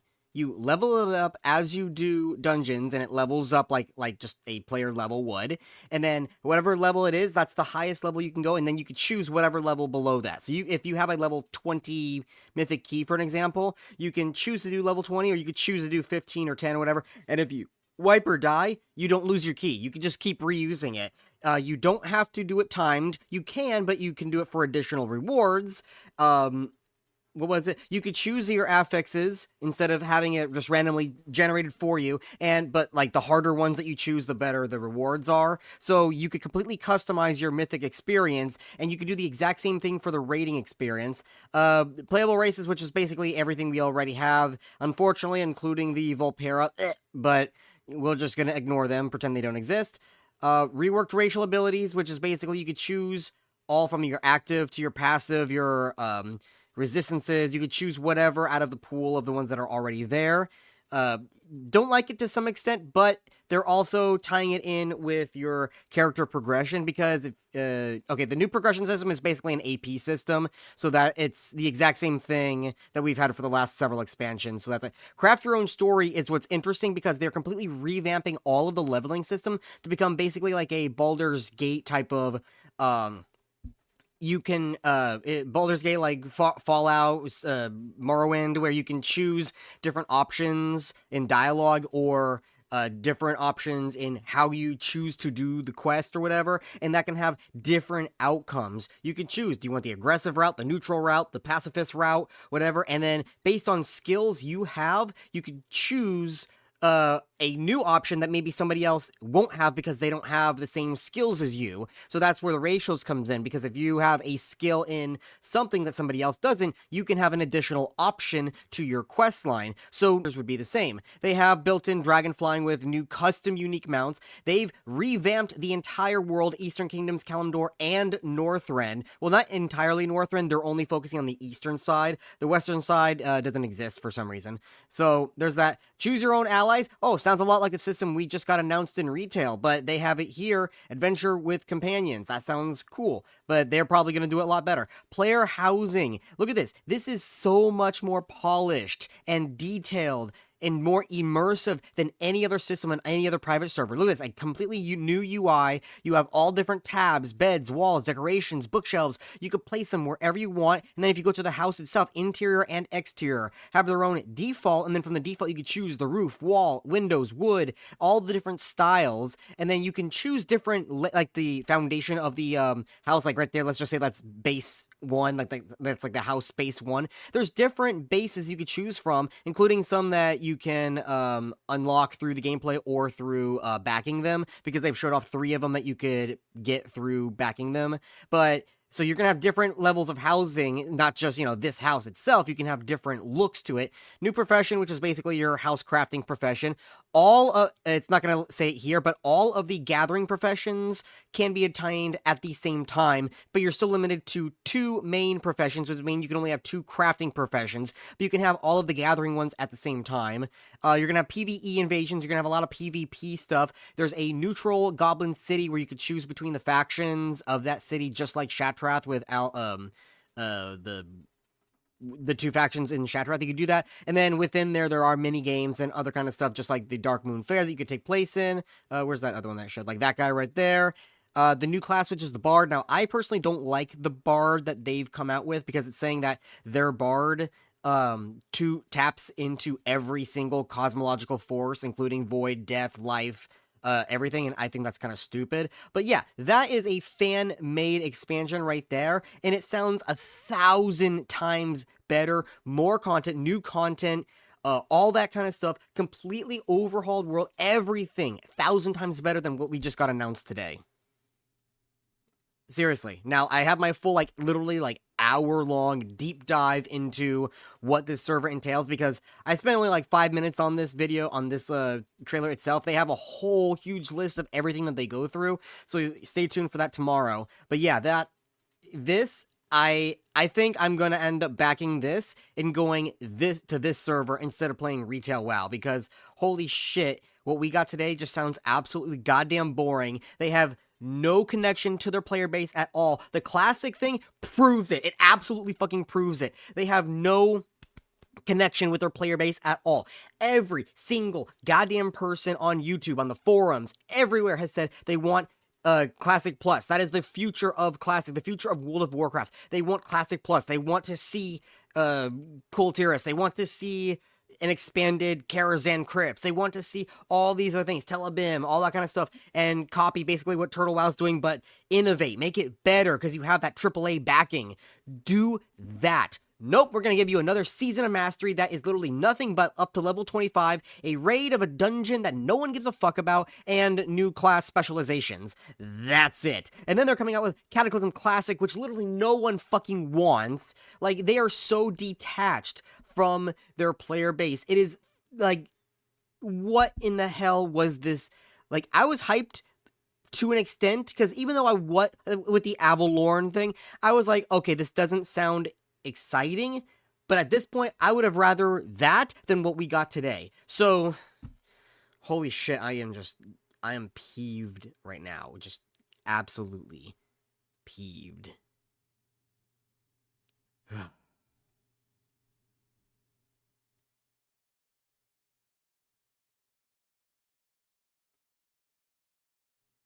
Yeah. Alright. I'm not even gonna stick around for the classic stuff, because like I said, it's just, there's absolutely no fucking reason to. So anyway, I hope you somewhat enjoyed the stream, not from what was shown, just from hanging out with me, hanging out with everyone else in the chat. We had a lot of chatters. I hope at least that part was fun for you. And I'm sorry about fucking raping your eyes with this terrible garbage. Hopefully, we can get some actual good Warcraft content from the fans, because the fans know what they want with the game